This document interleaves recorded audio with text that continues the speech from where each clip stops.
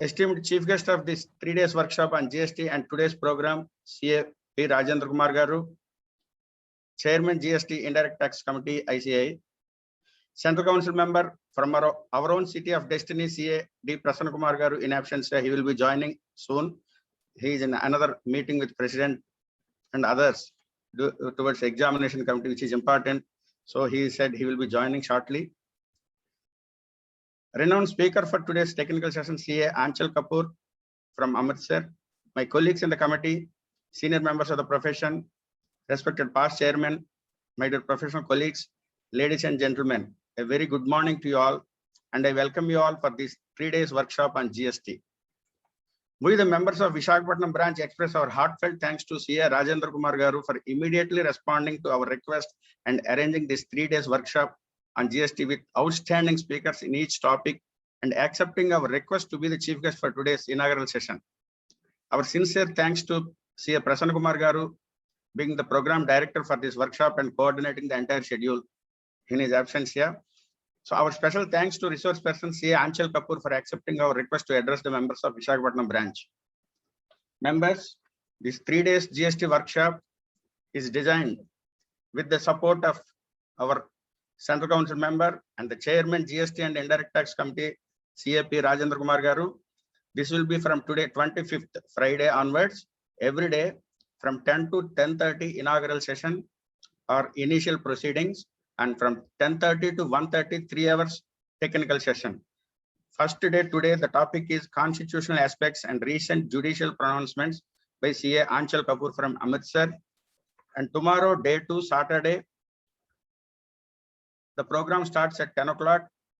Keynote address by Sri N. Srinivas Rao Garu, Joint Commissioner, Commercial Taxes. And tomorrow's topic, input tax credit, by Speaker CA Atul Kumar Gupta, immediate past president of our ICAI. And day after tomorrow, that is Sunday, 27th of June, the third day topic is Showcase notice, reply and representation. Speaker CA NK Bharat Kumar from Chennai. I request all of you to join all these sessions and get maximum benefit out of this important topics as well as excellent speakers' deliberations. Each day attendance will be taken individually. So as and when you log in on each day, that will be counted for your attendance for CPE credit. So I request you to join all the 3 days, not only for getting CPA credit, but also to gain the knowledge about the updates and amendments and the important topics we have selected, which are very much useful in our regular day-to-day practice. So coming to this GST, the word itself resounds as vast subject and with numerous amendments from time to time. We have designed this workshop with utmost important topics in GST with stalwart speakers for the benefit of members, which are very much useful in our day-to-day practice and towards update about the amendments in various council meets. Till now, 43 council meets done, and the other regular announcements during this GST amendments and the changes. Coming to constitutional aspects. The Constitution contains the union list and the state list, within which the power of levy separate taxes is given to the center and state respectively. GST was to be levied in such a way that both the center and states received the power to levy and collect it. Further, the legislation had to remain consistent across the center and the various state or union territories legislatures. To provide for this, an amendment in this Constitution was made, Constitution 101st Amendment Act 2016. In order to suitably implement the GST legislation, this act resulted in the insertion, deletion, and amendment of certain articles of the Constitution. The matters dealt with as a result of these changes are the delineation of powers to levy and make laws with respect to GST, the applicability and scope of GST law, the manner of appointment of revenue from GST among center and states, the constitution powers and duties of GST Council, the discontinuation of existing taxes to give away for GST, the manner of providing compensation to states for loss of revenue on account of the introduction of GST. Article 246A, special provision for GST. Article 269A, levy and collection for GST for interstate supply. Article 279A, GST Council. Article 286, restriction on tax imposition.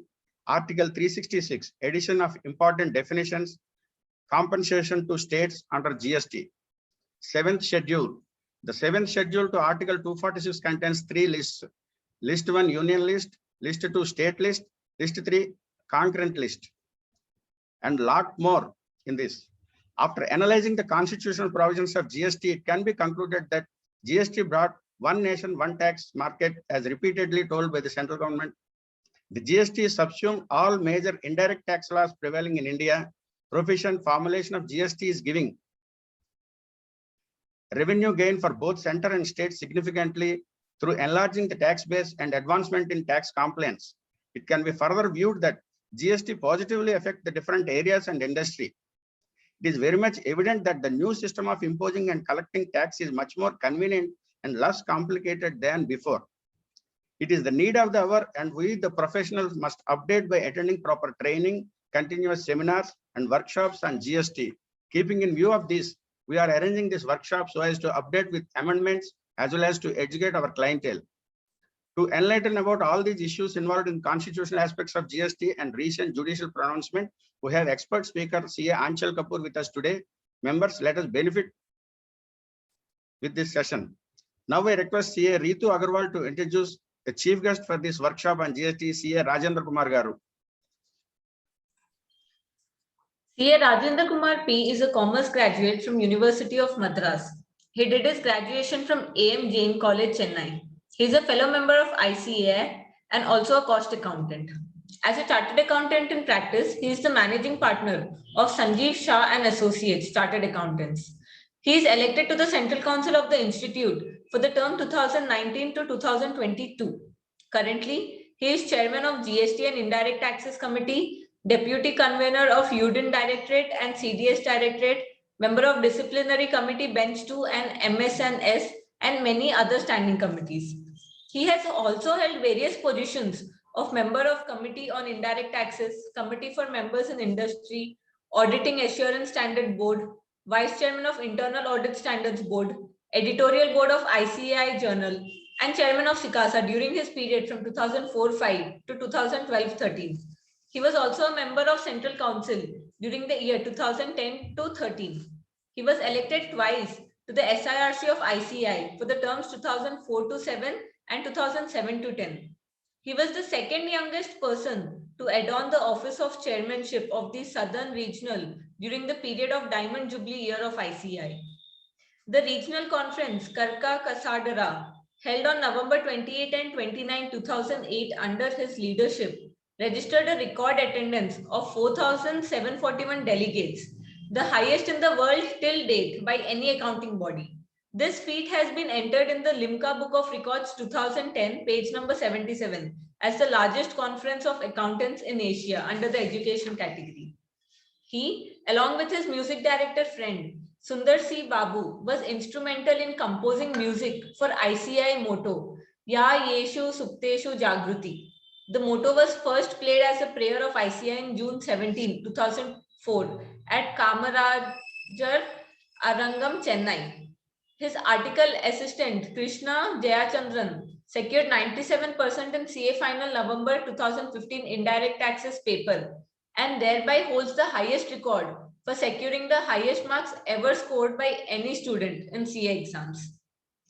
He is an independent director on boards of many reputed corporates, including Central Warehousing Corporation, a reputed public sector corporation set up by an Act of Parliament by Government of India. He is a member of International VAT Associations headquartered in Belgium. He is the only Indian on the technical advisory group to the Working Party 9 on composition of taxes, VAT, GST, OECD, headquartered in Paris, France. He has the unique distinction of being the first and only person in India to have been invited by OECD to participate in the Global VAT Forum held at Tokyo, Paris, and Melbourne. He is a member of Platforms Task Force Group of the OECD, which is engaged in research and analysis of business models and taxation of e-commerce. He has given presentation on many papers on roles and updates of VAT and GST in India at various international platforms like Malaysia, Sri Lanka, Bangladesh, Spain, Vietnam, and many more countries. He is the father of VAT audit in the state of Tamil Nadu, and the government of Tamil Nadu, accepting his suggestions, introduced the audit from year 2012. During the year 2012, the government of Tamil Nadu appointed him as a member of High Power Committee on Investment and Disinvestments formed under the Ministry of Finance. He is an acknowledged expert on GST, excise duty, service tax, and VAT. He has shared knowledge at various seminars, conferences, and training programs in India and outside India. He has authored many books, including Guide to Service Tax and Value Added Tax. His bestseller book, Handbook on Service Tax, was published by the Society of Auditors, Chennai, and the first edition was released by Dr. Parthasarthi Some, the then advisor to the Ministry of Finance, Government of India. Ritu Agarwalji, I have a session by 10:30. So, many of them know me. Maybe you may not know. You may read my profile for yourself later on. Thank you very much for your very lengthy introduction. Let us preach the last thing, let us say. Okay. Anna. Last paragraph you read once again. Oh my God. What is this?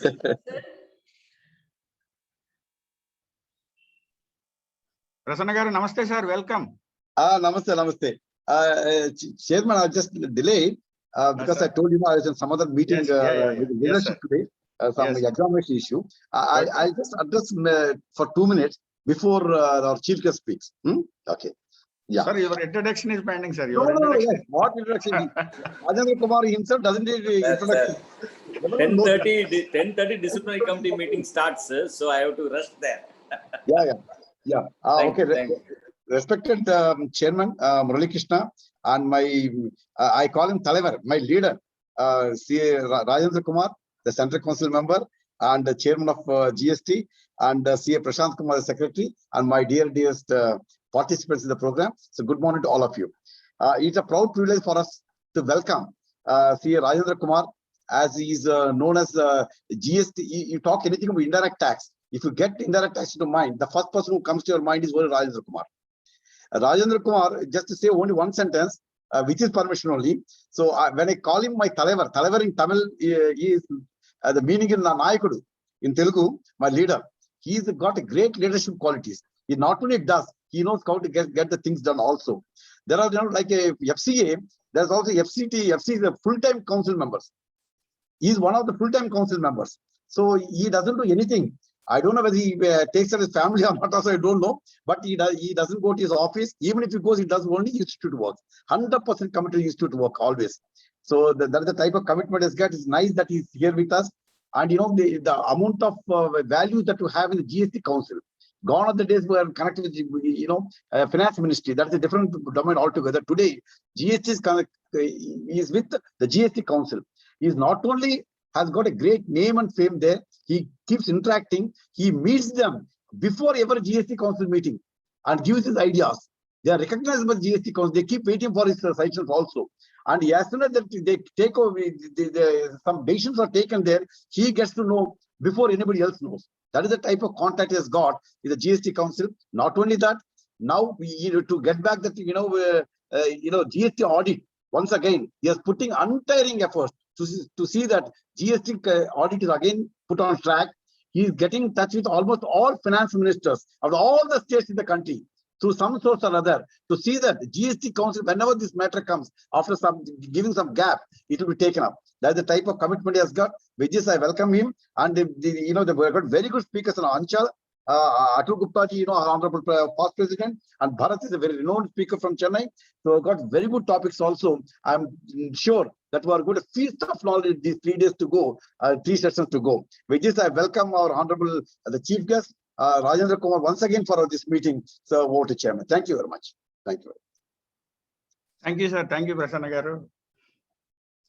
Now I request the chief guest of today's session, Rajendra Kumar Garu to give his keynote address to our members. Thank you, very esteemed Chairman Murali Garu, Prashant Garu, the Secretary, Vasudev Murthy Grandi Garu, the Vice Chairman, my very good friend Chalapati Rao, whom I see on the screens, Ritu Agarwal ji, though I did injustice to you because you would have prepared for my introduction, but then now I realize that I should not give my full profile to anyone because it takes a lot of time.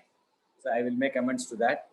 And other members whom I see, Bharati Devi Madam and Vinay Grandi on the screens, and very esteemed speaker of this morning, Aanchal Ji Kapoor, who hails from the historic city of Amritsar in Punjab. A very warm good morning to each and every one of you.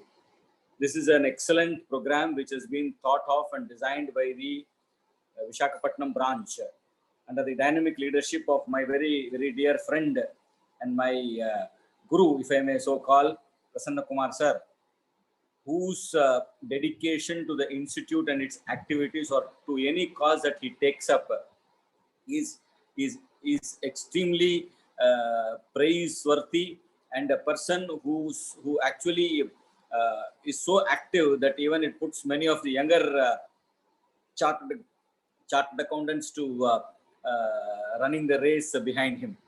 A person who is well versed in the institute's regulation and also in the examination committees. His role is very well defined. Today's topic of discussion, the constitutional aspects in GST as well as the recent judicial pronouncements. In fact, I have been a great votary of this particular topic called the constitutional aspects in GST. So what many of us miss is that we actually fail to read the golden lines that are enshrined in the Constitution with respect to the introduction of the GST, the recommendatory powers of the GST Council, the state and central powers and issues with respect to the revenue share between center and state. Today's speaker, Aanchal Ji Kapoor, is well experienced, and I congratulate the branch for ensuring that she comes to Visakhapatnam branch, though virtually, and presents her aspects of Constitution as well as take us through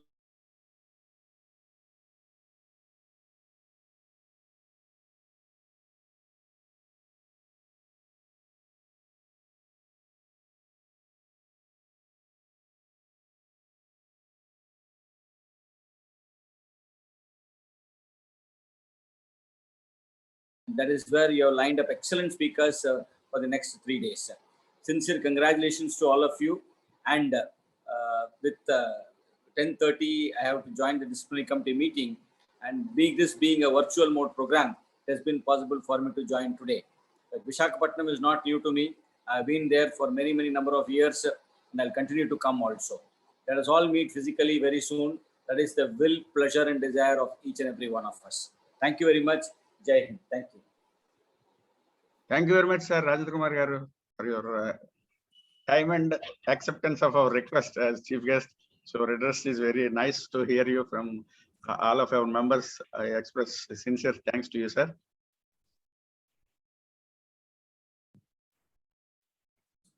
Chairman, sir, I will take leave now. I'll take leave now, please, with the permission. Okay, sir. Aanchal Ji Kapoor, Okay, you must permit me, please. Okay, thanks a lot, sir. Thanks a lot. Thank you so much for your gracious presence. Thank you. Thank you very much, sir. Thank you, Prasanna Anna. Thank you. Joining Thank the you, DC now. thank you, Talavare. Thank you, Talavare. Thank you. Thank you. Now I request CA Ritu Agarwal to introduce our Central Council member and Program Director for this workshop, CA Prasanna Kumar Garu, to our members.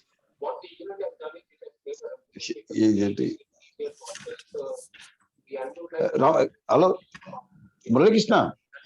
Sir, You continue the program. sir, me address. No, that's over, So no problem. You continue the program. No, you continue the program. Yeah. Let's not waste the time of the speaker and the members. You continue the program. It's already half an hour. That's it.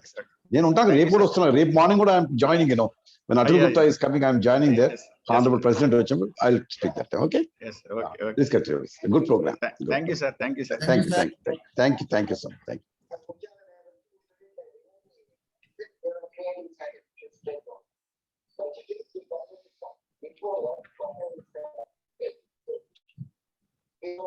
I request Secretary of Visakhapatnam branch here, Prashant Kumar, to propose vote of thanks for inaugural session.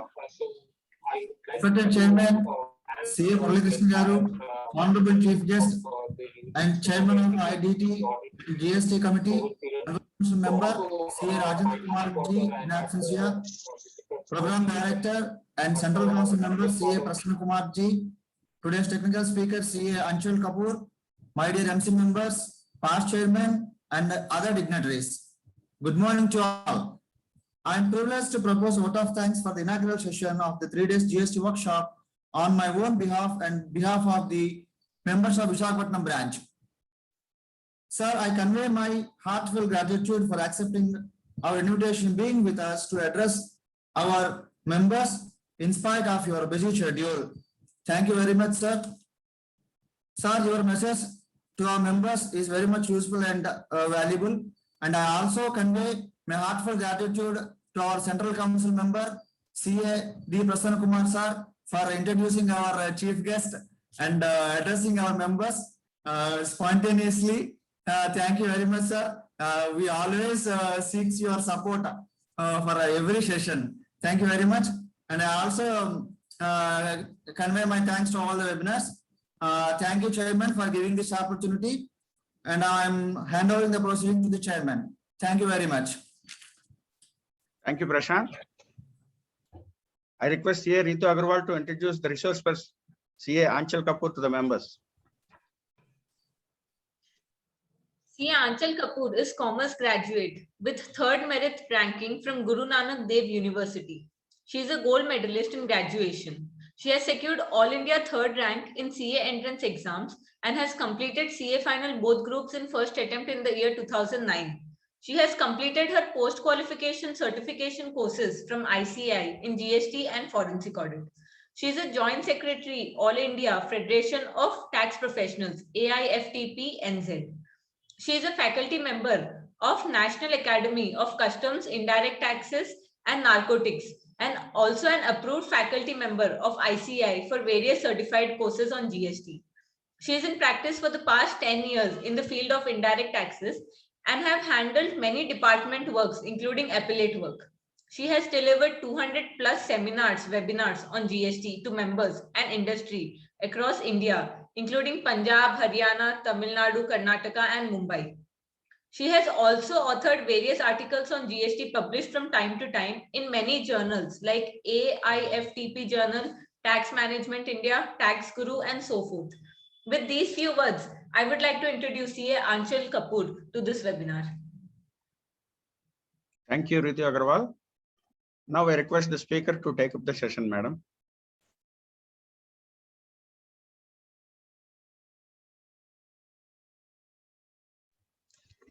Good morning, everyone. And I am very thankful to Visakhapatnam branch for giving me this opportunity.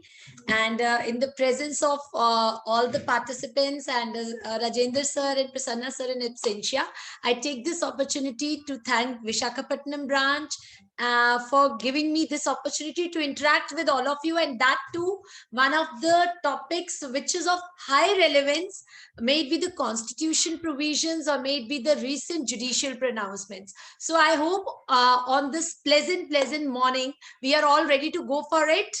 So what I want from all of you is that the chat box to be full with whatever queries, whatever questions you want to ask related to the topic, right? So can I see a few thumbs up? Oh, that's great. That's great. Chaliye. So friends, what we are going to do about, chaliye, thoda sa pehle na ek bari freshen up hote hain, ek bari hum topic discuss karte hain. Just tell me. I know I have to speak totally in English. I am right now in South. Okay, right. Okay, friends, tell me which are the countries where GST is already in picture. Or let me start with the topic that constitution. Why constitution is important? You know, every type of litigation, every type of issues that arise, we always start from the constitution. I give you an example. I ask you a question, whether GST is applicable on immovable property? Say yes or no. What do you say? Friends, if you want to find the answer, whether it is applicable or not, whether the law is correct or not, you first have to go for the constitutional provisions.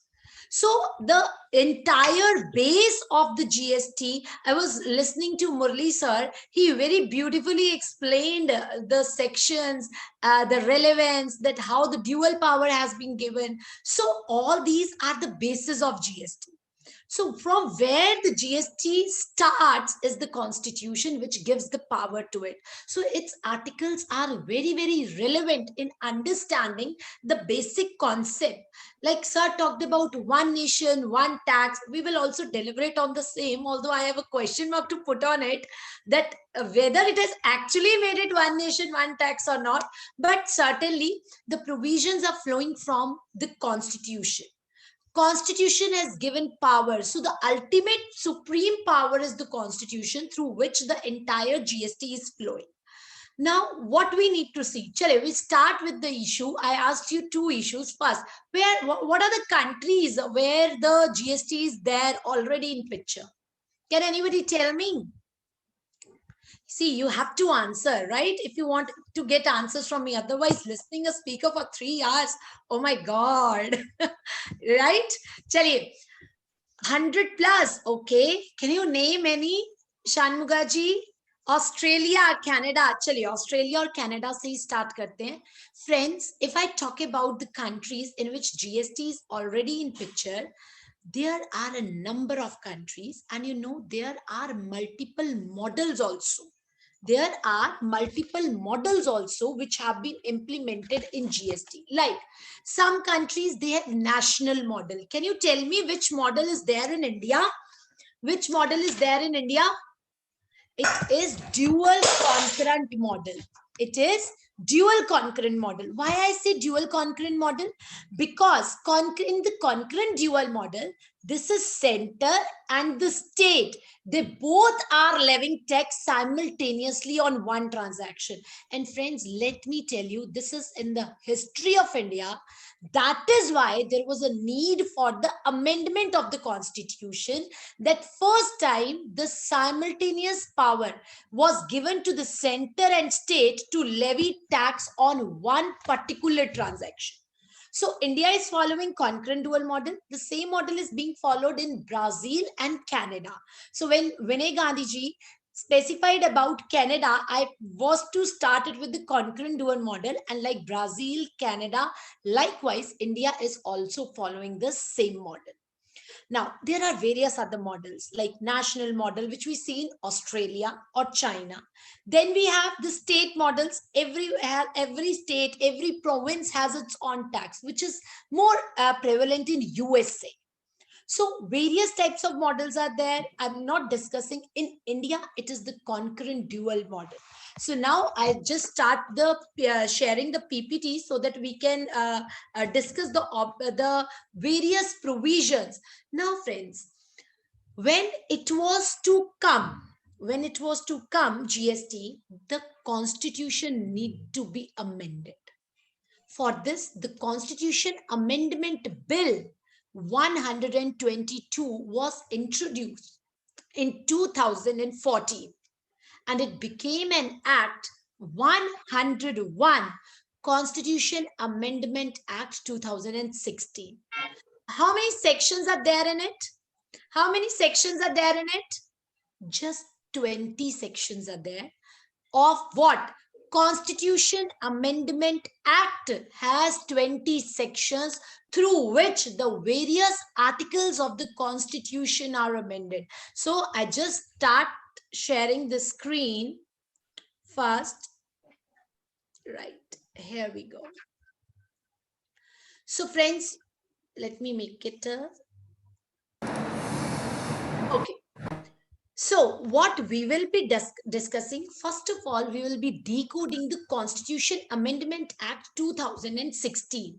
If I talk about Constitution Amendment Act, how many sections we talked about? Let me open the chat box too. Yes.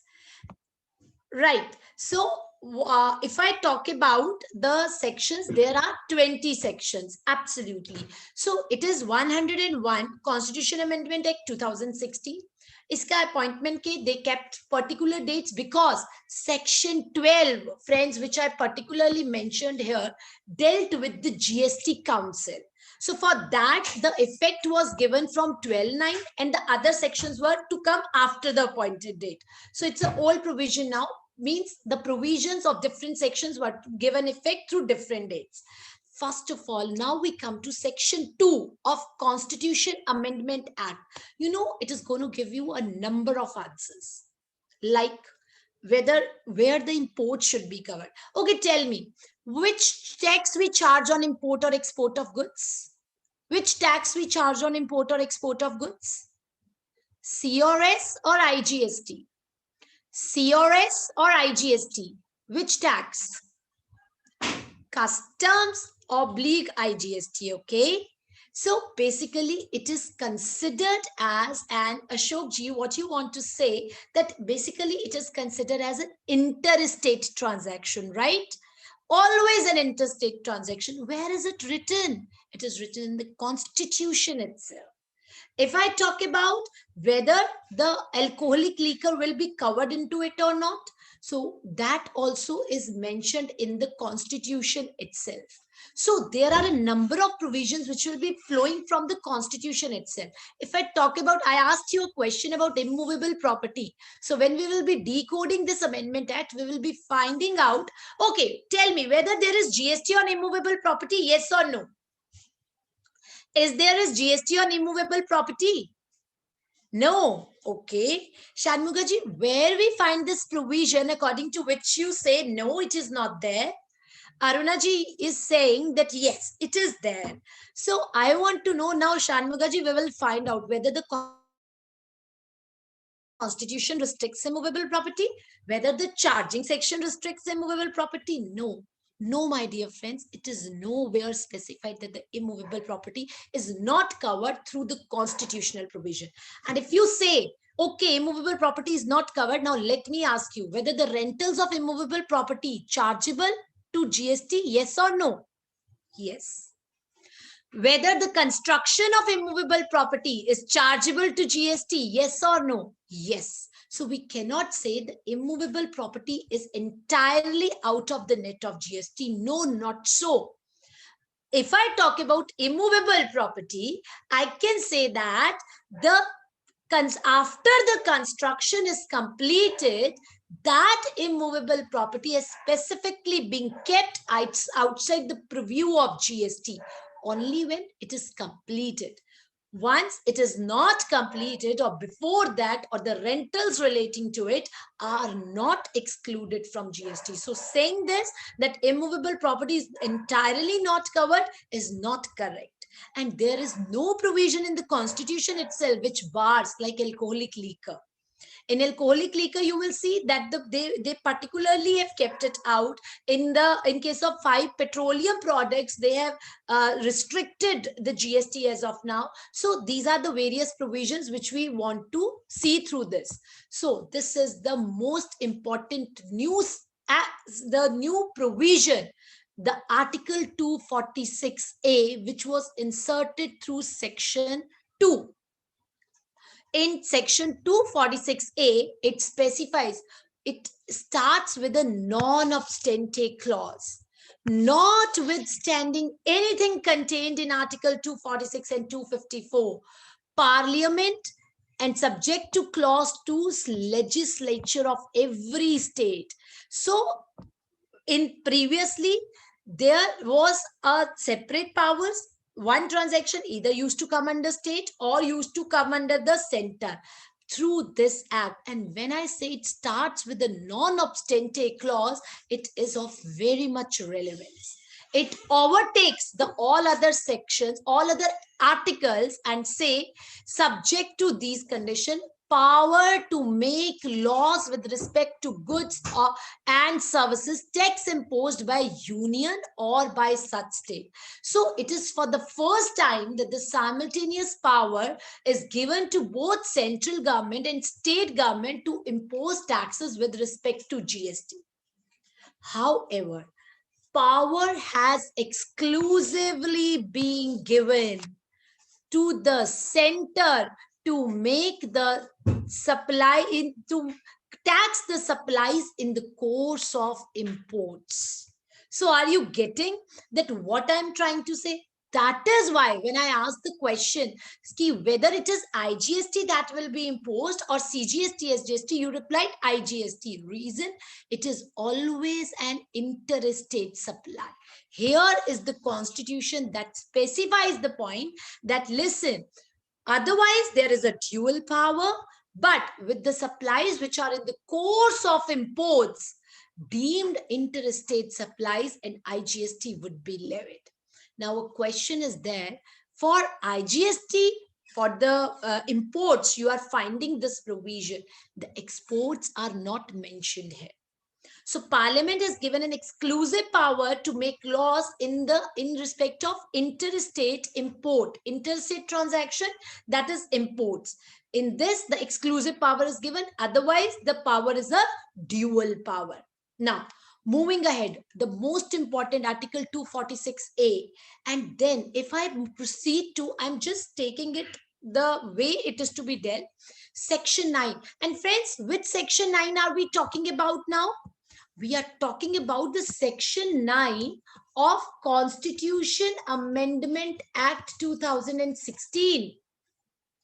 What it talks about, it again brought a new article being inserted, and that is 269A, levy and collection.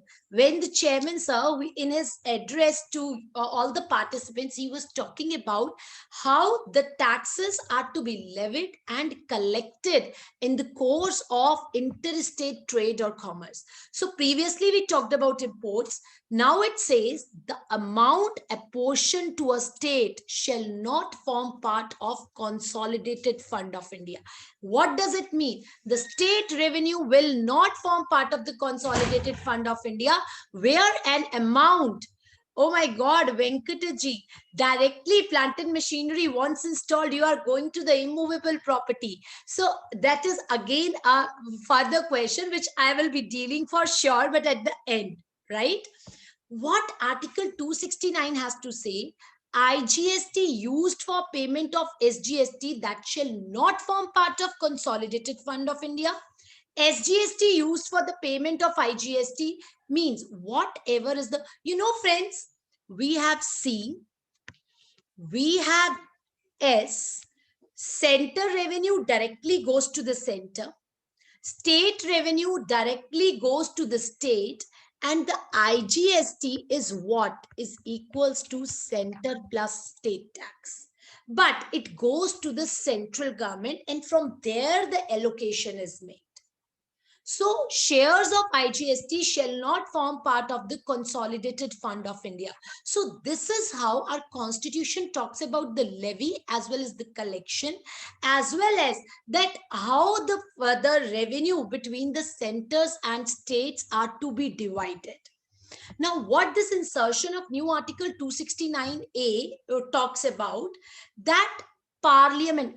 Okay, let me ask you a question. Which act you normally check in order to see whether the provisions are applicable or not? Which act you refer? You refer to CGST Act or you refer to IGST Act? Which act you refer for checking a particular provision? CGST Act or SGST Act? All the provisions are contained in CGST Act. So, mutatis mutandis, all the provisions from CGST Act are brought in IGST Act. But you will find there is one provision, that is place of supply. That is not the part of CGST Act. Which section of IGST Act deals with place of supply? That you all know. Which provision deals with that? It is It is Section 10. Section 10, 11, 12, 13 of IGST Act deals with the place of supply provisions. So if I talk about place of supply provisions, my dear friends, why those have been kept under the IGST due to this point. Parliament may, by law, formulate the principles for determining the place of supply, and when a supply of goods or services or both takes in the course of interstate trade or commerce. That is why the place of supply provision form parts of IGST.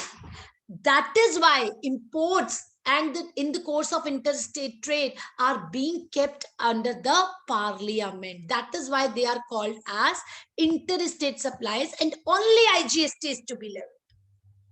Right now, if we talk about the newly inserted article, why section 12, you remember initially I talked about that this section 12 of the Constitution Amendment Act led to the formation of GST Council. And this was the section which was brought in first, because the actions which are to be taken under GST, central government has no power to make the law without the recommendation of the GST Council. The entire formula, the constitution of this GST Council is given under section 12. So whatever decision, that is why in the budget we don't expect much changes, although we got to see a number of changes in the last 2-3 budgets, but generally it is not expected, because it is the GST Council which recommends, and then the provision comes into picture in GST. So that is why they keep that on hold, that when the provision will be brought into force. So as a result, this is section 12 of IGST Act that talks about that when these provisions will come into picture. Now, parallel, if I talk about, okay, I asked you that what are the things that are kept outside the preview of GST. So now you see the GST Council. Okay, please understand the difference between 2 points. Alcoholic liquor is specifically kept outside the preview of GST. Whereas for the 5 petroleum products, petrol, HSD, motor spirit, natural gas, turbine fuel, these 5 petroleum products, they are under the GST, but a date for that is to come. That is why in the news also you must have heard a number of times that the government is thinking of bringing the petrol under the GST net. Although then there was a news that there is no such requirement, or abhi they are thinking about bringing it under the net of GST. Friends, what is the difference? If alcoholic liquor is to be brought under GST, in that case, the constitution needs to be amended again. But if the 5 petroleum products are to be brought under the net of GST, then there is no need of amendment of constitution. A date has to be recommended. And the same provision has been written under section 9 also, which is the charging section of GST. So now if I talk about insertion of this new section, every decision of GST Council, it has the representation of central government also. It has the representation of state also. So if I talk about, and the weightage, is given to the state is 2/3. So that is why when once GST Council come out with the decision, the states cannot say that the provision has come without their will. So the majority of not less than 3/4 of the total weighted votes of member present and voting is taken, majority decision, and out of which the state has the weightage of 2/3 and center has a weightage of 1/3. From where all these provisions flowing? All these provisions are flowing from the constitution itself. Now let me come to Article 286. What it says: no law of state shall impose or authorize or impose a tax on supply of goods or services or both where such supply takes place outside the state. See, what has been the change? Previously, we talked about Article 246A, 269A, which were newly inserted articles. Now we are talking about what has been the change that has been brought in various articles. So Article 286, prior to this Amendment Act, it states that states shall have no power to levy the tax on interstate transaction, import or export of goods. Now in GST regime, the taxable event is not goods, it is supply. So that is why you see, and you know, all these provisions which we have been talking time since in GST for last 4 years now, it's going to complete its 4th anniversary. Tax on sale or purchase of goods. And now what it talks about, tax on supply of goods or services. So now as the taxable event is supply, the necessary changes in the constitution has been brought to make supply the taxable event. Okay, can anybody tell me which article of the constitution, we are reading GST for last 4 years now, which article of the constitution defines GST? Which article of the constitution defines GST? Anyone who can tell me? Anyone who can tell me? Either you are listening or not. Let me see. Any starting point, which article of GST, which article of constitution defines GST? Anyone? Not Googling, not allowed. You know, you can't check the Google. So, okay, it is Article 366. In Article 366, 12A. 12A was inserted after the clause 12, which defined good and service tax means tax on supply of goods or services or both, except tax on supply of alcoholic liquor for human consumption.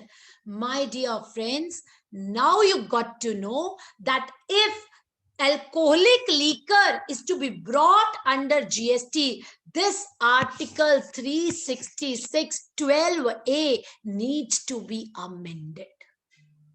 So now you see, although 5 petroleum products are not covered under GST, liquor for human consumption, that is also not covered under GST, but there is difference between the two provisions. For that, only date is to be prescribed by the council. But in case of alcoholic liquor for human consumption, it is not under the GST, for which the Article 366 12A needs to be amended. And you know, it is kept under state. All the alcoholic liquor, but only the alcoholic liquor for human consumption. I'm not talking about the spirit.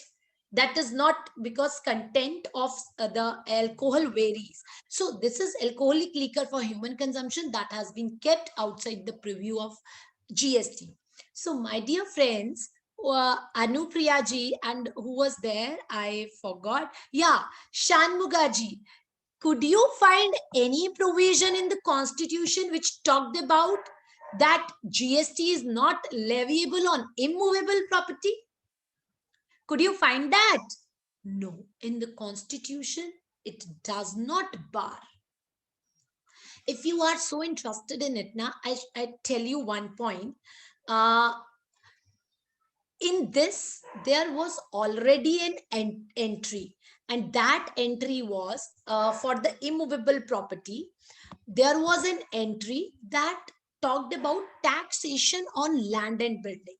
So a question arose whether the taxation on land and building will be covered by these provisions. If you permit, I can share a PPT with you. Just permit me a while, because Venkataji has also asked a few questions on the same issue. So I would like to highlight a few points. Let me share the another one. That was, just give me a while. It is short.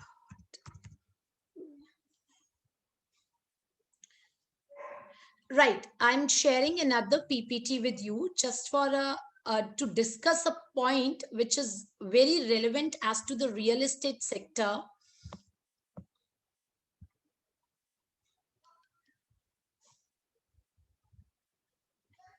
Can you see the PPT? Yes, madam. Yes, Yeah, yeah. ma'am. Okay, okay. And let me make it a slideshow. Yeah, this is my real estate PPT, but what I want to highlight here, in the article, I told you the non-obstante clause of 246A is of great relevance. Why I talked about it? When you ask me whether immovable property is covered under it or not, and you read article 246(3), what it says, power has been given to state government to make laws in the matters enumerated in list 2, and list 2 has 2 entries. Entry number 49 and entry number 63. Friends, whenever I deliberate on any topic, may it be like you see, this is a topic on real estate sector, I always start with the constitutional provisions. Whenever we talk about making any appeal, any writ, any matter, legal matter related, always start from the constitutional provisions. So where the real estate, the question came, whether the land or the developed lands are liable to GST. Chaliye, इसी के respect में we will be discussing the constitution provisions also, but I want all my friends to respond in the chat box that tell me, what do you think? A land is being sold at 50,000 rupees per square yard or per square feet. And then it got developed. Like you can see it in the picture, after development, it is sold at 60,000 rupees. My question to all of you is, do you consider that there should be any tax on the developed plots? There should be any tax on the developed plots? Now I will take you to constitution for this. Say yes or no at least. Write in the chat box, yes or no. According to you, the Yes, tax should be there or not? Yes, please. Okay, Vinayji is saying no. Ashish ji saying no. Now Durga ji is saying yes, and lots of things are there. Now, friends, let me, development rights are taxable. Okay, now I take you to the constitution for this. First of all, see whether constitution puts any restriction on immovable property. Like we discussed, till now in the constitution, we found that there is no provision restricting immovable property. But if we talk about the definition of goods or services, the definition of goods given in the GST says movable property. It means one thing is clear, that the goods contain only movable property. GST is not barring immovable property. Goods are saying, I am only movable property. It means whatever is not goods, services says whatever is not goods is service. So it means the immovable property goes under service. And you see, my dear friends, whatever are the provisions related to immovable property, all are services. Rental services, construction services, whatever, wherever you will read any provision relating to immovable property, that is covered under service. Now a point comes, if you say anything which is not goods is services, it will not cover the entire universe. But still, immovable property for the time being, that is why in Schedule 3, entry number 5 of GST, they particularly mentioned what? That the sale of the land is not taxable under GST, is not a supply under GST, and sale of property, building after construction is not the supply under GST. They specifically excluded these two transactions by virtue of Schedule 3, entry number 5. Now let me go to the constitution provision. Is there any bar? there is an article 246(3), which we were talking about, that the power has been given to the state government to make the laws relating to taxes on land and building. Now tell me, do you find when I made you read this entry number 49, could you find that have the tax on land and building is the state subject? Say me yes or no. Could you find, now you conceive that, now you purview that it is being kept? Now let me tell you the difference. If I talk about entry number 49 and entry number 63 of state list, it talks about tax on land and building. It talks about the rate of stamp duty are to be determined by the state government. Okay, the rates of stamp duty are still is a state subject. No issues. Okay with this provision. But if I talk about entry number 49, my dear friends, it is a tax on land and building. It talks about the existence of land and building. Now, if I say that Vinayji, he is holding land and building, it is a tax on the holding of land and building. Existence, he is subject to house tax, he is subject to building tax, but it does not talk about transaction in land and building. First point, Article 246 talks about existence of land. Second point, Article 246A, which we all read together, starts with a non-obstante clause. Notwithstanding anything contained in Article 246, that is why I mentioned the words mentioned there in Article 246A of Constitution of India gives it a supreme power as to other articles. It says, forget whatever is written in Article 246 and 254. In case of any contradiction, it is the section Article 246A that will prevail. Parliament, the legislature of every state, they have the power to be imposed tax, goods and service tax imposed by the state, and the power has been given to as per the Constitution in respect of the interstate trade through this article. So this article has an overriding impact. As a result, we see no bar through the constitutional provision that the sale of land and building should not be made taxable. Then the question arises, why they have kept it outside? It has been kept outside due to the economic reasons.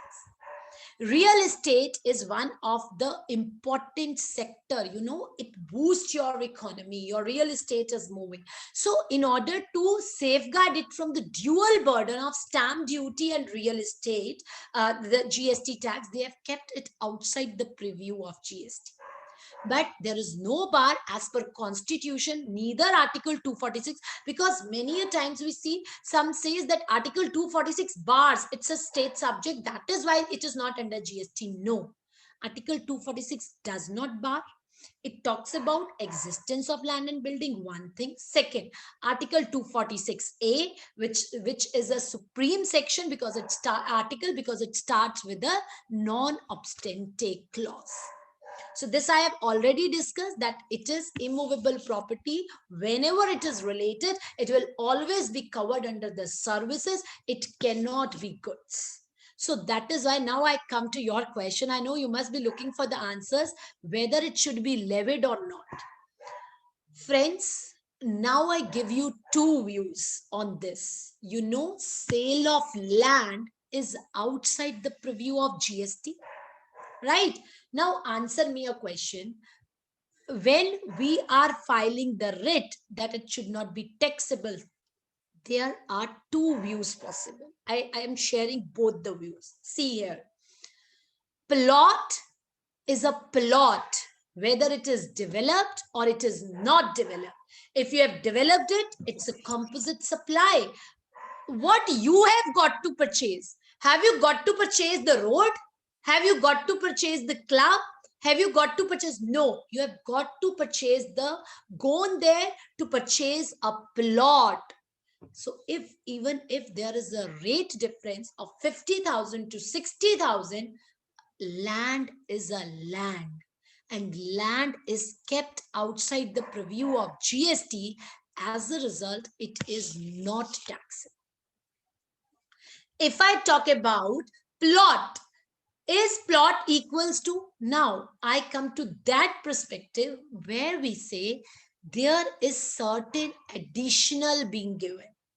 You cannot make sale of sale of land taxable, but if there is any additional amount charged, those are development charges. You need to segregate it. So these are the two different views. And what is the most non-litigative version is make two separate agreements in such situations.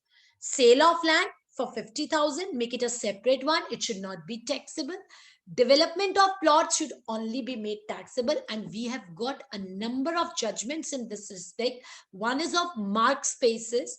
In mark spaces, it was held that the person who developed the land, now the question comes, what should be the development cost to be taken? So in this case, it was 25% was assumed to be the taxable value. So this is a triple AR of Karnataka in case of mark spaces, where it was held that the differential amount should be taxable as development charges at the rate of 18%, and for valuation they resorted to a value of 25%. So see, here the assumption comes into picture. So what we advise, if there is any development charge, make a separate agreement for the same. There is also a Supreme Court ruling also in this respect of Narne construction. In case of Narne construction also, it talked about that if you are providing certain developed lands, I'm not talking about the basic structure being provided, but there are clubs, there are proper roads, there are gardens, parks being maintained. So in that case, you are providing something additional, so that additional amount should be taxable. This is a pre-GST regime judgment. However, there is a judgment, this is a double AR of Shri Dipesh Kumar, Anil Kumar, which I don't consider, because they tax the entire transaction. So I'm not relying much on this one. But otherwise, if there is any such transaction, firstly, Constitution does not bar. The government has power to levy. However, due to economic reasons, these transactions have been kept outside GST. These are not taxable. If we say it is only the sale of land, it should not be taxable. But if we talk about that there is certain additional being provided, make a separate agreement and the development charges will be covered into it. So I tried to cover the property. Venkataji, I have not covered your question as such, but I will be doing it afterwards. Now, you see how a link we checked whether Constitution bars, and then we proceed further. Now let me come to the same PPT where we were. Okay. So in the entire these provisions, we didn't find any provision which talked about the barring of immovable property. Friends, we talked about the seventh schedule. If we talk about the seventh schedule in which the lists are given, so in these cases, the seventh schedule was also amended to put the proper, the amendment. There was, okay, can you tell me which are the entries which got deleted from the seventh schedule? What amendments were made in seventh schedule? Anybody who can just tell me which taxes got deleted? Like I give you an example. Sale tax, VAT, the entry number 54 of state list was only left for only the products like petroleum and liquor and alcoholic liquor. For others, it is not there. Okay, Ashok Jainji is saying entry tax. Very right. Any other? Service tax. Right? The seventh schedule in which the lists are given were amended with respect to VAT, with respect to sale or purchase of newspapers, that was entry number 92, with respect to entry tax, which is entry number 52 of state list, that got abolished. Tax on advertisements. So there was a tax on advertisements, entry number 55 which through CEA was deleted. Constitutional Amendment Act, that was deleted. Professional tax, very rightly. So, sir, professional tax, I will come to it. Professional tax still exists. That is a separate article for this. And it is being levied in various states. It is still under the state subject. Even in Punjab, we pay that with the name of PSDT, right? So through this, there were entries like service tax, VAT, and entry tax, tax on newspaper, tax on medicinal and toiletries preparations, tax on advertisements. All these entry got abolished. Did excise got abolished? Yes or no? Tell me, did excise got abolished? No. Ashok ji, on which product we still see the excise duty? On which product we still see the excise duty? Can anybody tell me? Liquor, petroleum products are still continuing. Sir, there is one product which you have not named. It is tobacco. Tobacco is a product on which there is an excise duty as well as GST. Yes, please. And you know, this is the highly taxed item. Highly taxed item with on this. And if you remember, even in the valuation rules, my dear friends, it talks about whenever you are charging GST and there is any other tax being levied, that is to be added. So in tobacco, there is a tax on excise duty itself. The main, because alcoholic liquor, that is outside the preview of GST. But tobacco is a product which has been kept. So excise duty is there. Yes, Muraliji, that got deleted. That got deleted. The luxury tax got deleted with the introduction. But tobacco is a product on which there is a dual levy of excise duty as well as the GST. So for these purposes, these taxes, 7 schedules that were kept, that were still alive.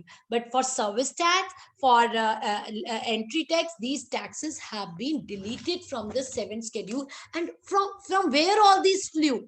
All these came from 101st Amendment Act 2016 itself.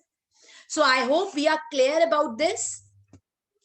I hope we are clear about this. Okay, now tell me whether electricity duty is continued, yes or no? Whether electricity duty is continued? Electricity duty is still continuing, madam. Absolutely. This is entry number 53, electricity duty, which is still continued. And you know, electricity is exempt under GST. Right? So tobacco is the main product on which both are levied. For otherwise, there is either GST or the other duties that are being covered. Okay. I forgot I answered it myself. Electricity is covered under GST? Yes, it is covered. But it is exempted. There is a difference. If I talk about alcoholic liquor, no, it is not covered at all. It is not, the GST is not levied on it. But if I say a particular product is exempted, then there is a levy and then there is an exemption. So these were the various constitutional provisions which dealt with GST. I hope we are clear about it and we are now ready to move towards the provisions that are related to the recent amendments. Are we ready? Madam, Are we all ready? What is the reason for exempting GST on the electricity duty? Because electricity duty is collected by the state, so central wants to exempt, is it? Yes, absolutely, sir. Excise duty, because electricity duty was still there in picture, so that is why they have kept electricity outside the purview of GST. So because the GDP, if government wants to capture the GDP, if they exempt GST, how can they have a mechanism to find out what is the production of the electricity generated by all the discoms and all that in the country? Sir, see, everything GDP you want to up, but there are certain things where the states also wants their power. because the generation of electricity is on the basis of the states, so they have kept it. And this is the reason, sir, why alcoholic liquor has also been kept out of the purview of GST, because these are the major direct source of revenue generation by the states. Now in the COVID period also, you see the states are at the mercy of the center. They goes for that, they want the their share of revenue when it goes to the center. So that is why for certain perspectives, the particular powers has been kept with the state itself, so that they can generate their independent revenue and can meet out their, can generate the resources to meet out their expenses. Basically, if liquor is there, because it is a special product, on liquor there are 8 type of levies, okay, which the state is collecting. And if this is a major part, the central government should levy GST as quickly as possible, because Well, I myself have a number of clients who deal in this industry, liquor. I deal in distilleries, and you know, distilleries are really in pain because their entire inputs which they are receiving, packing materials, the spirits, etc., those all are covered under GST, but their output is not covered under GST. As a result, their cost increases.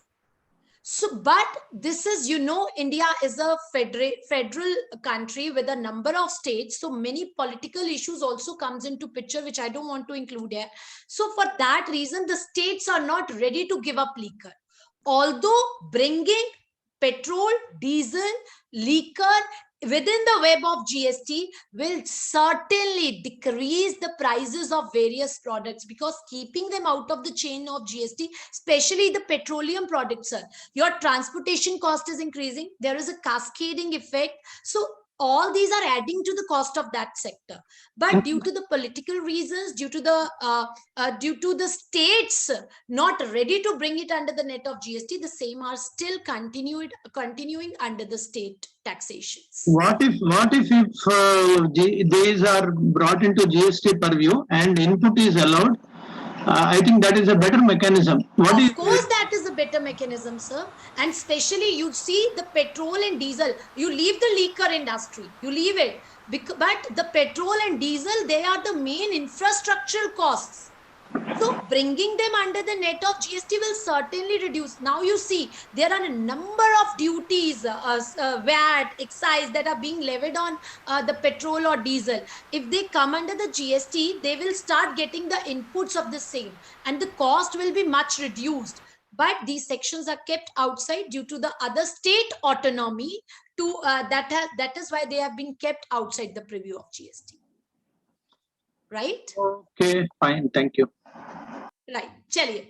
Friends, now let me ask you a few questions. Now I think so you all are active. Thodi si the sleepiness which we had is now gone away, right?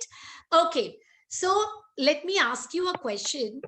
2A or 2B, input tax credit. I am discussing all the important judgments, but simultaneously I am also adding up the concept, so that we are able to understand the judgment vis-a-vis the concept itself, right? Now, jewelry, gold, finished product is not under the GST. Venkatji, it is under the GST. It is taxable at 3%. How you can say it is not covered under the GST? You please mention the provision, right? Okay. Now, if I talk about, my question to you is, friends, 2A or 2B, which document you say is being referred by the law, legal provisions? Which document? And I want all of you to participate in it, please. 2B. Which document? 2B. 2A. Okay, sir, please write it in the chat box. 2B, Please write it in the chat box. Whosoever, 2A, 2B, whatever you want to say, please write in the chat box. Let me see which gets the more polling. Oh, I am taking ITC as per books. Okay, Prasanna Kumarji, I will come to this provision certainly, that taking ITC as per books is a question mark as of now. GSTR 2B, GSTR 2? Okay, right, Vinayji. To some extent, I understood your answer, but most of you have answered 2B, right, Sharan Kumarji? Now, let me come to this point, friends. I am coming to that point also, which you talked about GSTR 2, GSTR 2A. So now how many documents we have? GSTR 2, GSTR 2A, GSTR 2B, and books. From where should I pick the credit? Friends, first of all, there is section 16, which talks about none. Nothing is being specified in section 16 for taking the credit, input tax credit. It talks about 4 entries. Tax invoice, returns must have been filed. Then it talks about the taxes must have been paid, and there must be actual receipt of goods or services. It didn't refer to A or 2B. GSTR 2, Arunaji, it is there in the act, but this form never came into picture since. So this GSTR 2 document is not available. The mechanism which exists in the law, but for which no machinery provision exists, when there is a no form in the picture, GSTR 2 goes out of the preview. Document itself is not available. Now we are left with another 2 documents, 2A or 2B or books. Now, if you talk about books, friends, let me tell you, since September 2019,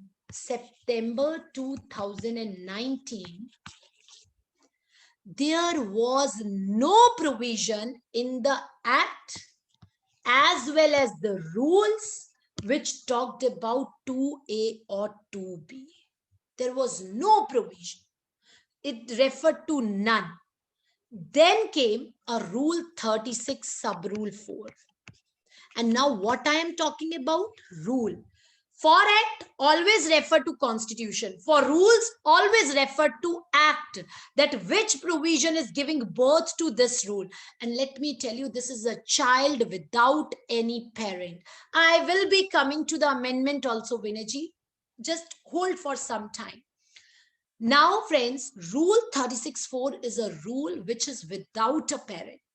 Now, coming to the point, Prasannaji, you said that books, had it been a period before September to October 2019, because it was made effective from October 2019, my answer would have been, if you are fulfilling the conditions of section 16, all the 4 conditions which we talked about, 100% your credit should be eligible. You need not to see any document. There was no GSTR 2 in picture. There was no GSTR 2A. There was no GSTR 2B. Rule 36 Sub-Rule 4 came post October 2019. So why I am mentioning this point, friends, you are going for audits, departmental audits. You are going for various types of assessments. Now you will be getting the notices of assessments. So in all those cases, if the officer denies you the credit that it is not appearing in your 2A, you must say that there was no provision in picture which talked about that the credit must come in your 2A. Now I come to a point which is after the introduction of Rule 36 Sub-Rule 4. Madam, one small doubt I have. Sir, just give me a while, then I take it. Let me finish this. I will specifically come to it. Now, if I talk about Rule 36 Sub-Rule 4, my dear friends, Rule 36 Sub-Rule 4 is a rule which is in litigation, because this rule was directly imposed without any provision in the Act. And Vinayji, that is why 16(2)AA has now been introduced, but it is not yet effective. I will come to 16(2)AA amendment also. 36(4) is again a challengeable rule, challenged in various litigations, in various writ petitions, that this is a rule which is without the parent. Now, even if I talk about Rule 36(4), my dear friends, it doesn't refer to 2A. It just mentions the the outward supply must be shown by the person in his GSTR1, statement of outward supply. 36(4) also uses the wording must have been furnished in GSTR1. Must have been furnished in GSTR1. Even rule 36(4) is not talking about GSTR2. Now, why I am adding a point? Some says furnishing means, of course, it must be given to another. Had there been the same intention of the law, Vinay ji, there would have been no need of putting the words. Now I say two sentences in front of you and you analyze the difference. First, that the sales must be furnished, the outward supply must be furnished by the supplier in his statement of outward return GSTR1. Only this. Second, the sales must be furnished, the transaction must be furnished in the statement of outward return GSTR1 by the supplier and communicated to the person concerned. Communication. Now this change which they brought in section 16(2)AA put a point that there is furnishing and communication also to be made to the other person. Till now in rule 36(4), the and conjunction, the sentence after the and conjunction was not there. Now how it makes a difference? I share an example with you. I am a supplier. I have Ganesh Raoji's, he's the purchaser from me. I am filing my GSTR1. I furnish his bill in my GSTR1, but I've mentioned it under B2C instead of B2B. Now you read rule 36(4), which says it must have been furnished by the supplier in his return. Has I furnished Ganesh Raoji's bill? Yes, I have furnished it. Is it appearing in his 2A? Where you have mentioned it should appear in his 2A. 36(4), first of all, is a changeable rule. It is without the parent. Second, why it is without the parent? This is, we are doing it under the journal rules, but taking power from the journal 168, from where the journal power is given to make the rules. Wait, section 16 is the main input tax rule with the non-obstante clause. And this rule has not covered under that part of the act. So 36(4) was without a backup, without a motherly provision of act. Secondly, it always talked about must have been furnished. It never talked about that it must reflect in his 2A. I give you an example, B invoice shown as B2C invoice. He has furnished, he has paid the tax. Thirdly, it means post the introduction of rule 36(4), okay, the rule exists. If you are a tax compliant assessee, amount is depending upon your will. If you want to adhere to it, because friends, let me tell you, 99% of the assessees, RTPs, they comply with the taxes. 1% challenge those taxes. So if you say rule 36(4) is in picture and you want others to come up for and stand for you in the litigation, so they will be the one who will be getting the benefits first. So you have to comply with rule 36(4). Post October 2019, still rule 36(4) is in picture. But now I talk about the period. So if I say even rule 36(4) is in picture, if you Madam, your voice is not coming. Am I not audible? No, not audible. No, sir, it is Yeah, audible. sometimes. Okay, madam. Carry on. Sometimes it is just breaking. It's good. It's good. We are getting very good. Audio is good, sir. Okay. Sir, if anybody is not getting it, so once log in or log out, right. Because if some are getting to it, means the signal strength is okay at my level. Anyhow, if still you face any difficulty, do let me know. Okay. Now, where was I? I was on a point that rule 36(4), somewhere it is sluttering. Okay. I just checked the signal strength. It is good. Anyhow, Mr. Abdulji, if it still creates any problem, then do let me know. Okay, now friends, what I was talking about, that post October 2019, still rule 36.4 is in picture. Now what I say you, if your client is fulfilling the conditions of section 16, I try to bring it closer for a better volume. If it is as per rule 36, if your client is fulfilling all the conditions of section 16 and merely because it is not appearing in your 2A and the credit is a genuine credit, so and the party is ready to go for the litigation, the credit should be made allowable to that party. They need to fight, but they will get the relief at the later stage. However, post 1/1/2021. Now, why this date is relevant? 1/1/2021, there has been amendment in Rule 21 and Rule 21A. My dear friends, everything is the part of the PPT, but still I wanted to discuss the provision, so that is why I'm marking it here. Rule 21 and 21A. What is Rule 21? Cancellation. What is Rule 21A? Suspension. Now, friends, Rule 21 says that if you are not fulfilling the conditions of Section 16, as of now, Section 16 does not have the condition of 2A. Your number can be cancelled. But Rule 21A is the important rule that is amended with effect from 1/1/2021. They says if your ITC is not as per your 2A/2B, then your number can be suspended. And my dear friends, from suspension, they have removed opportunity of being heard.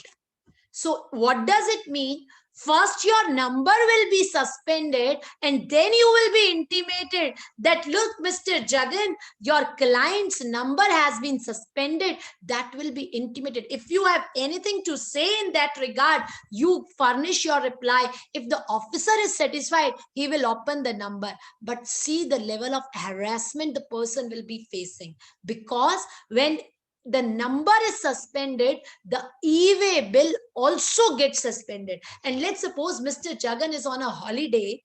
He has gone out to Canada or to US to stay for 20 odd days. So it means the client will be at the point that his number will be blocked for that period. So although the government came up with a document that myth versus reality in this respect, and they said we have brought this provision to capture the fake invoicing. So we will be taking this provision into picture only when there will be a substantial difference. But you and me, we all know that how Rule 86A for blocking of credit is being used by the officers concerned.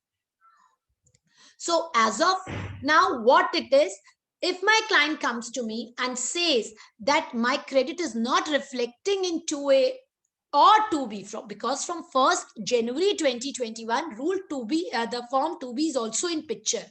So if he says that I don't, my credit is not coming, so we say to follow Rule 36.4 as of now. Either you directly go for litigation. Okay, I am ready to go for it. I have filed the particular writ. I am ready to fight for it. Challengeable, 36.4. But if you are a tax compliant assessee, otherwise your number can be suspended if the input tax credit is not matching. And friends, this was the reason to bring 36.4 in force. Now see what government did. They introduced Rule 36.4 in way back in October 2019, but the same was not getting followed. Why? 2A was a dynamic document. It kept on changing. I had a transaction with Abdul Ji. He didn't file his return previously. He filed it now. It will reflect in my return for the same period. So by the time we used to file the return, By the time officer used to send us the notice, by the time we used to file the reply for the notice, 2A kept on changing. Although, let me tell you, at the department end, they were having the complete figures as per the date, but we were not able to check it because it was on a real-time basis. It was getting changed by every subsequent filing of return for that period. 36(4) brought in, but was not in its true spirit. Government wanted to get this rule implemented. They made 3 changes. What? The 2 major changes. 2B, a static document introduced. And they said you will not get the credit till the time it will reflect in your 2B. And 2B is a static document. Its cutoff is 11th in case of monthly, and its cutoff is 13th on the basis of quarterly, and the statements get generated on 14th. After 11th credit or after 13 credits will not reflect into it. It will go to the subsequent period. Now, a static document was available for implementation of 36(4). Simultaneously, they changed Rule 21A and added the point of suspension into it. Simultaneously, they brought an amendment in 16(2)AA, and for the first time in the law, the word "and communication" was added. But this provision has not yet brought into force. But friends, the day 16(2)AA amendment will come into picture, then Prasanna ji, taking the credit as per books of accounts, if it is not appearing in your 2B, will be a question mark. Madam, they wanted to give, yes sir, they wanted to give the power to Rule 36(4), where still there is a leverage of 5%. But after the amendment 16(2)AA will be in picture, this will go away. Yes, sir. Please, sir. I have a small doubt.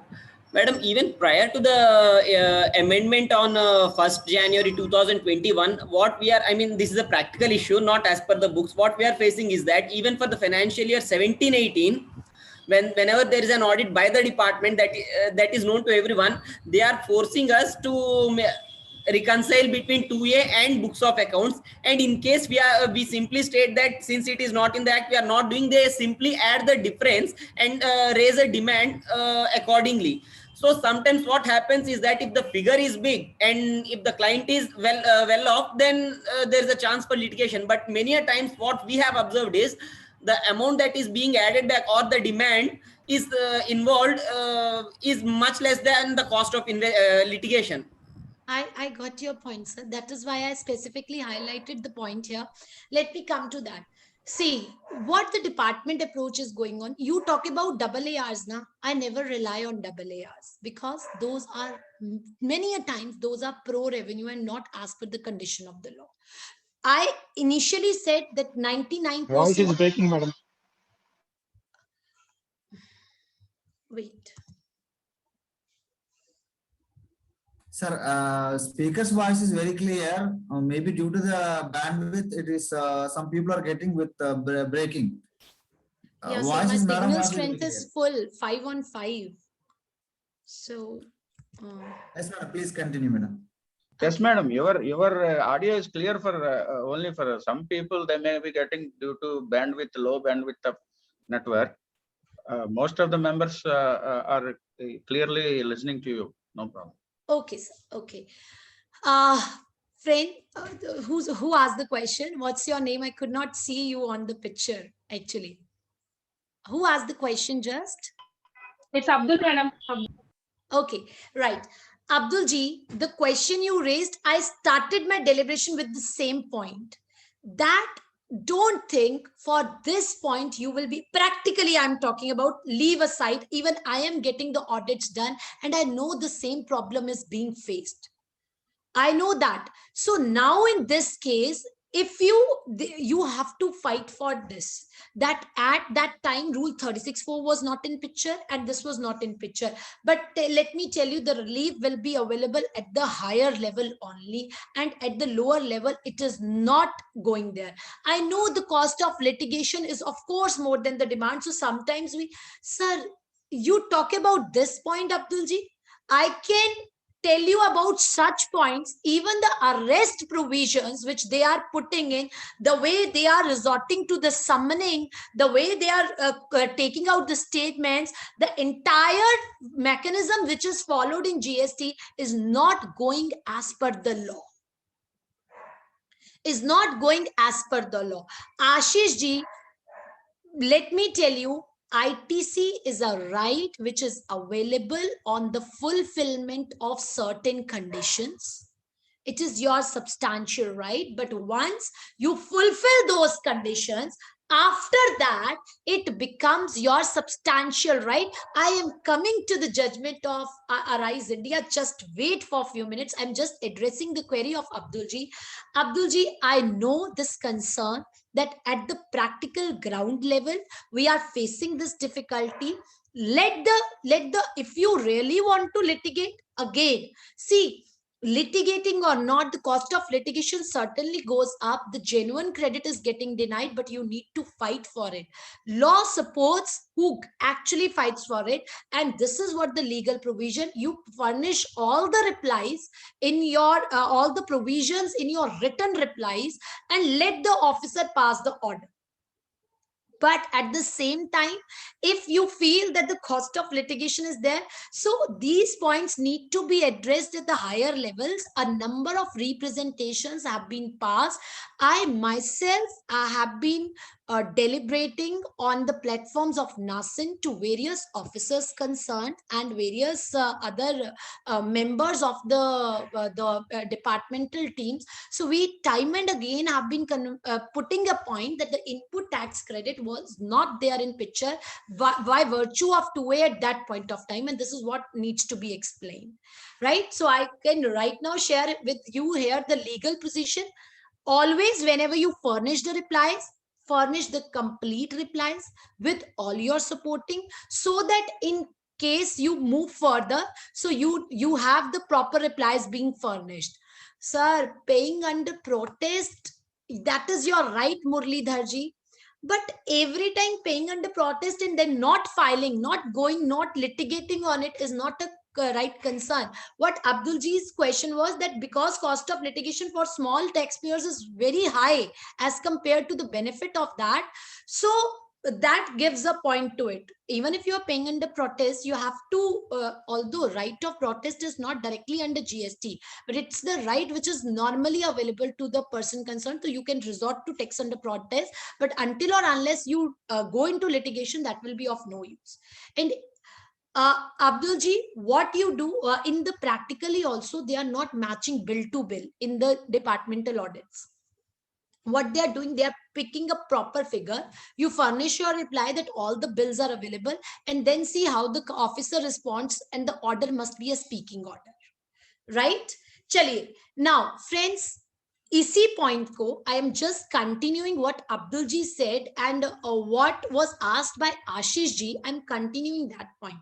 I talked about the legal positions, and those legal positions were that Section 36(4), this was the amendment which we were talking about first time and word introduced. This provision is still not effective, but the day it will become effective, 36(4) will get redundant. Because 36(4), which is giving an additional 5% leverage, will also go away. The credit will be available only if the bill will be appearing in your 2A or 2B. Abdulji, for your point, how we practically sorted out our case, I shared that with all of you. Because at that time, 2A or 2B was not in picture. Although 2A is now available for that period, and the person concerned is not now able to rectify the bill due to elapse of the time period, we availed the credit by taking on his letter pad that so by making an extra so and so bills, so and so reconciliation, the tax for the same has been paid by the letter pad of another person, but due to this inadvertent error, the same was not reflected in 2A, and as now the time period has elapsed, the person concerned is not able to rectify it, and on the basis of this document we have got the credit available for our assessee. Abdulji, can you hear me? Are you there? You can take this document on record by getting it written on the letter pad and then forwarding it to other officer concerned, and they are accepting it. We have got relief in many of our cases. I hope I am clear about this point. Now, friends, another round of dispute which Ashish ji particularly mentioned. Now see, I am fulfilling all the conditions. I'm dealing with Muralidhar ji. I am paying him the taxes. I'm purchasing goods from him. But Muralidhar ji is busy. He has some ceremony at his end. He got late in filing his return. Am I at a lapse anywhere? No. How law can ask me the impossible? I can control my transactions. How I can control his transactions? So in the so whatever conditions that are imposed that it must reflect in your 2A, the other person would have paid the taxes. There are pre-GST regime judgment. In this respect, we have a number of judgments. KK Industries of Supreme Court, Ashish ji. Then we have Arise India by the Delhi High Court judgment. On-Quest Merchandising, I have mentioned all the names here.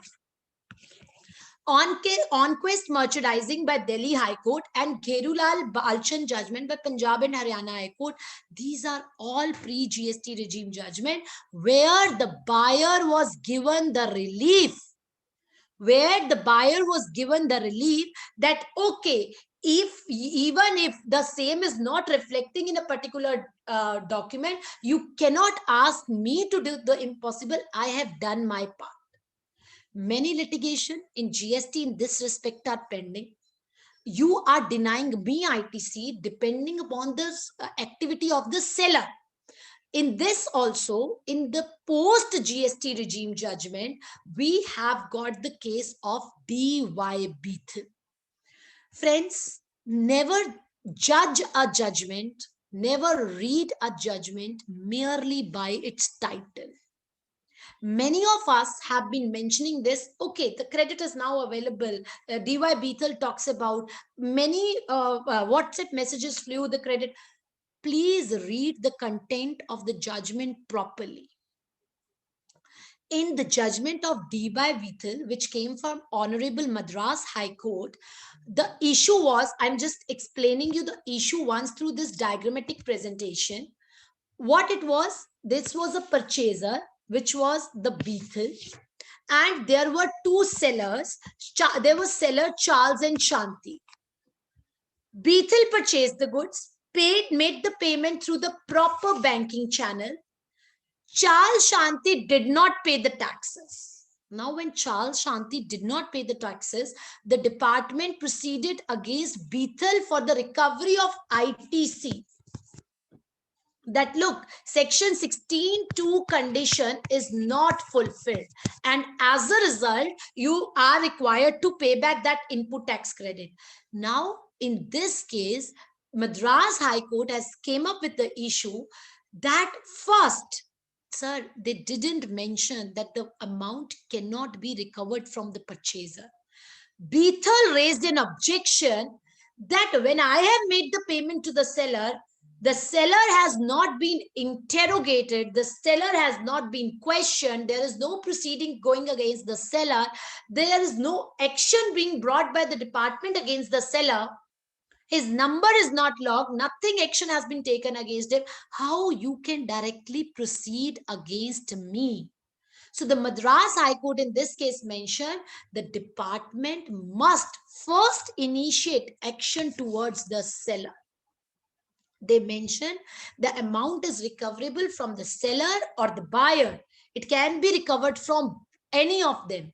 But the department first must proceed towards the seller. Then only the buyer will come into picture. As a result, the benefit was given to the Beethel and the case was remitted back. The matter was remitted back.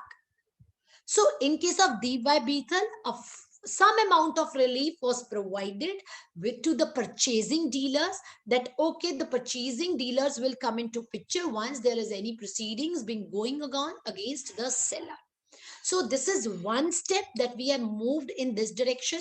In pre-GST regime, we have a number of judgments in case of Arise India and various other judgments, KK Industries by Honorable Supreme Court itself. But in post-GST, we have just DY Bethel. The matter is still pending in a number of writs, and hope that the courts will extend the benefits when something impossible cannot be demanded. Am I clear as to this point, or somebody wanted to ask some queries to whom I stopped in between? Anybody who wants to ask any question in this respect? And I hope that whosoever is facing the problem in the year for the audit of the year 17-18 or 18-19 with respect to non-reflection in 2A can take a proper undertaking, a document from the another party, and then can furnish it to the person concerned, to the requisite officer, and they are accepting it. Right, Ashish ji, thank you for your words. Now, should we move ahead? So, which judgment we talked about? We talked about the various provisions of 2A, 2B along with the amendment, and we talked about the judgment of DY Bethel in light of previous jurisprudence of Arise India and KK Industries. Now, friends, this was the issue of ITC, which is everyone's favorite. You know, everyone wants, it's a right. This is the only beneficial provision in GST from which the right to refund arises. Now, let me ask you a few questions. See, you all have to be very, very active in the chat box. It's good that you ask questions and you are putting up the points. Now, friends, my question to you is, I am a cement dealer. I am dealing in cement, right? And you know, when I'm dealing in cement, I am purchasing. I put an example here in front of you. Let's have a look. This person is importing cement at the rate of 280 rupees per bag. Okay, 280 rupees per bag. And I want all of you to answer for it. Wrong or right, it doesn't matter. And I know you all are very intelligent to answer. So we are importing the cement at the rate of 280 per bag. Now, when this is imported at the custom, they have their own valuation. Even in the beginning, when I asked that how IGST is to be levied, one of you mentioned that it is as per the customs. Okay. Now, custom, they valued it at rupees 310 rupees per bag and charged IGST at the rate of 28%. Friends, you know that in case of custom, there is no BCD on this cement. Only IGST is levied on cement. Now, this person, when he imported the cement, actually, let's make it 320. 320. Custom valued it at 320 and levied IGST. But actually, his cost was 280 rupees. 280 rupees. He sold it at 310 rupees per bag. Sale was made at the rate of 310 rupees per bag. Now, my question to you is, he has a credit accumulation. This is a client which are coming to all of you, Murlidhar ji, Ashish ji, Prasanna ji, Abdul ji. The client has come to you.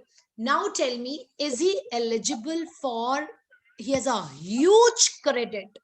I say it is 75 lakhs or 1 crore of credit accumulated under him. My question to you is he eligible for refund? Yes or no?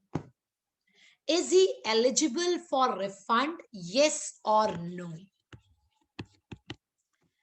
Yes or no, so at least you can mention in chat box. Okay, so I got Pandurangaji, sorry if I pronounce the name wrong. No, Venkatji is saying yes. Ashish ji is saying no. So Potina ji is saying no. Okay. Anybody else? Rest all are half. Few are in yes, another are in no. The rest are lost. Right? Okay. BV Rao ji is also saying no. Friends, the answer, JV Ravindra ji is saying yes, Prasanna Kumar ji is saying no. Friends, the answer to it is no. Not eligible. And I told you, you all are very intelligent persons, and those also who mentioned no, friends, let me explain two provisions. And those who have answered no, might be the base of that needs to be considered. Two reasons. First, this is not the case of inverted duty structure. Why it is not inverted duty? Although there is a credit accumulation, but it is not inverted duty. Reason: inverted duty is when the rate of input is higher than the rate of output. My dear friends, the rate here is 28%. In the input, the rate here is 28% for the output. The credit accumulation is not due to rate. The credit accumulation is due to valuation, and that is not the case of inverted duty structure. This is not inverted duty. This is a valuation difference.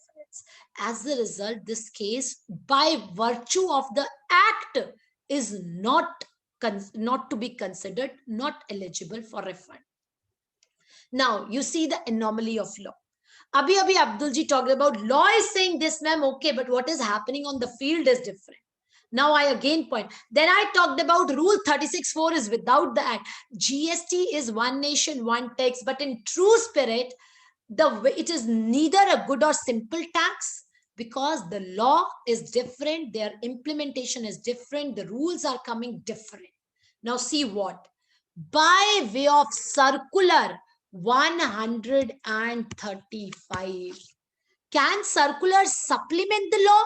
No, they cannot make the additions to the law. They can only explain the provisions. But see, this is the irony of GST. By way of circular 135, they put a condition that if your input and output is same, means you are a trader, you are not eligible for refund of inverted duty. Again saying you, nowhere in the act, nowhere in the rules, this provision is a part. But they have made the point applicable through a circular. So as a result, the case which I discussed with all of you is not a fit case for inverted duty. The refund is not eligible by virtue of both these provisions. And you see, otherwise they say, if you are purchasing the goods at 18% and supplying it at 0.1%, remember, merchant exporter, you are eligible for refunds. There you are not restricting the trade, that a trader. Here, otherwise you are saying, if there is a product which was initially taxable at 18% and then it became taxable at 12%, like some mobile phones, their rates were reduced. It is merely reduction in tax. You are not eligible for ITC refund. And the provision is introduced by virtue of circular 135. There is no provision in the act or the rules which bars it. Ravindra ji, we all know. Have you challenged it? The law, if wrong, needs to be challenged, and this provision, this circular, is challenged in various respects. Now, I already mentioned making this provision. You have seen the Pitambara book judgment also. There also the circular point number 8 has been quashed because it was without the authority of the law. So this is also being challenged, but as of now, it is the law and circulars are binding on the authorities. So they are bound by it. So as a result, the case which I discussed is not a fit case for refund because neither it is inverted duty. Sir, it is not covered because it is not inverted duty itself. It is due to the valuation the credit is accumulating. So it is not a case of inverted duty structure. The refund is not allowed. Now let me discuss another case. Now my client, let's suppose, why my client? Let's take Ravindra ji's client. So Ravindra ji has got a good client who is in the fabric manufacturing. Now I'm not taking a trader. He's into the fabric manufacturing. He's getting inputs at the rate of 5%, 18%, 28%. These are the inputs. He is getting the input services at the rate of 18%. He is supplying the output at the rate of 5%. Now tell me whether it is a fit case for inverted duty, yes or no? Whether it is a fit case for inverted duty, yes or no? Yes or no? Quickly, please. Yes, okay. Yes, absolutely yes. It is a fit case for inverted duty. And my dear friends, always take all the inputs, why I'm circling input service? No. Please take all the inputs. May it be 5, may it be 18, may it be 28%. May it be any input. This point is clear. All the inputs to be taken. You need not to leave the input of 5%. The formula is very clear as to this. Now, question arose. I take you all to section 54. Accumulated credit, can it be carried forward to the extent not available? Venkataji, are you talking about refund not available? Please clarify a bit. If the refund is not available, accumulated credit, can it be carried forward to the extent not availed? Which is not availed, how it can be a credit accumulated? I think so you're talking about refund not available. Yes, if the refund not available, right. If the refund not availed, accumulated credit can be carried forward infinitely and can be used under the same GST number for any type of business. Now, Venkataji ka point, I'm adding up a bit. Now, this cement client, when he came to me and said, I want refund, I said, no, not eligible. You are not eligible for this refund. That person said, okay, now what should I do? I asked him, do you have any other income? He said, yes, I have certain other incomes. I said, merge the business. Use the ITC of cement business in that business. Suppose he has rental income, suppose he has other business to discharge. So if they are under the same GST number, the credit of one can be utilized for the credit or for the payment of tax of another. Right? I hope Venkataji is this clear. Now, friends, please concentrate a bit. The most important point, and then we will discuss the two judgments, and then you yourself will tell which judgment do you favor. But first, let's make the law together. Let's read it together. Now, you are the judge. You are sitting on the chair of a judge today, and I'm reading a provision with all of you. Section 54(3), 54 subsection 3, which talks about the law. Refund. Subject to the provisions of subsection 10. My dear friends, let me tell you, ITC is a substantial right. On fulfillment of condition, it becomes a vested right. But refund is not a right, vested right. Government can deny the refunds like it did it in case of fabrics. July 2018, for 13 months, they were not allowing refunds in fabrics. So they can put the condition on refunds. But ITC is allowable. That is a substantial right. Now, coming back, subject to the provision of subsection 10, means if you have certain payments to make, so they will deduct. Forget it. A registered person may claim the refund of unutilized ITC. Okay, a registered person is coming to me. This is our client today, appellant. So we are the judges now. So he's the appellant. He's coming to us. He says that, look, Mr. Judge, you say refund of any unutilized ITC is available. It means section 54 is saying refund of unutilized ITC is available. Okay. In two situations, 1 and 2. In two situations, provided no refund is available other than. No other than means it is available in two situations. What are those two situations? Two situations. First, if it is a zero rated supply without payment of tax. Okay. Without payment of tax, then you can take unutilized ITC. Now, friends, they have mentioned the word unutilized ITC. Unutilized ITC, the word ITC is defined in section 2, clause 62 and 2 clause 63. It covers all type of ITC. May it be capital goods, may it be inputs, may it be input service. They have not specified anything. They said you will get the ITC of unutilized ITC. When? In two situations, when zero rated goods are there and without payment of tax. Second, you can get it when the rates of inputs is higher than the rate of output and you have credit accumulation. So what I think, so instead of mentioning inverted duty, they mention the words that the rate of inputs is higher than rate of output. This. Friends, these are the condition. The credit is accumulated due to the input rate is higher than rate of output. Once it means to check whether your case falls in case number 2 or not, you need to take the inputs, like in our previous example, inputs. Ignore input service. Ignore input service. Take inputs. Okay, rate is 28%. And my dear friends, no distinction whether it is in trading or it is in P&L account.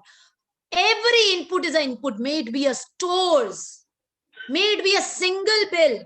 Input means input, whether it is the part of trading, whether it is the part of P&L account.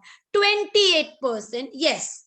I think so, yes. My case falls under this because inputs rate is higher than the rates of output and my credit is accumulating. I fulfilled this condition. Once you fulfill this condition, what you will be getting? Refund of unutilized ITC. Okay, once you fulfill the condition that the zero rated goods are made without the payment of tax, okay, once you fulfill case number 1, what you will be getting? Unutilized ITC refund. This. It means either I am falling in case 1 or I am falling in case 2. Both says in that case you will be getting the refund of unutilized ITC without any distinction. Or either I am in case 1 or I am in case 2. Now see, sir, capital goods, they have kept outside in the definition of refund given in section 54. I'm not right now coming on capital goods, although the matter is later on going to arise. One nation, one tax, free flow of credit. You are restricting my capital goods. Okay, capital goods for the timing I keep out. Now you see, capital goods is kept out for both. Zero rated also in this case 1 also and case 2 also.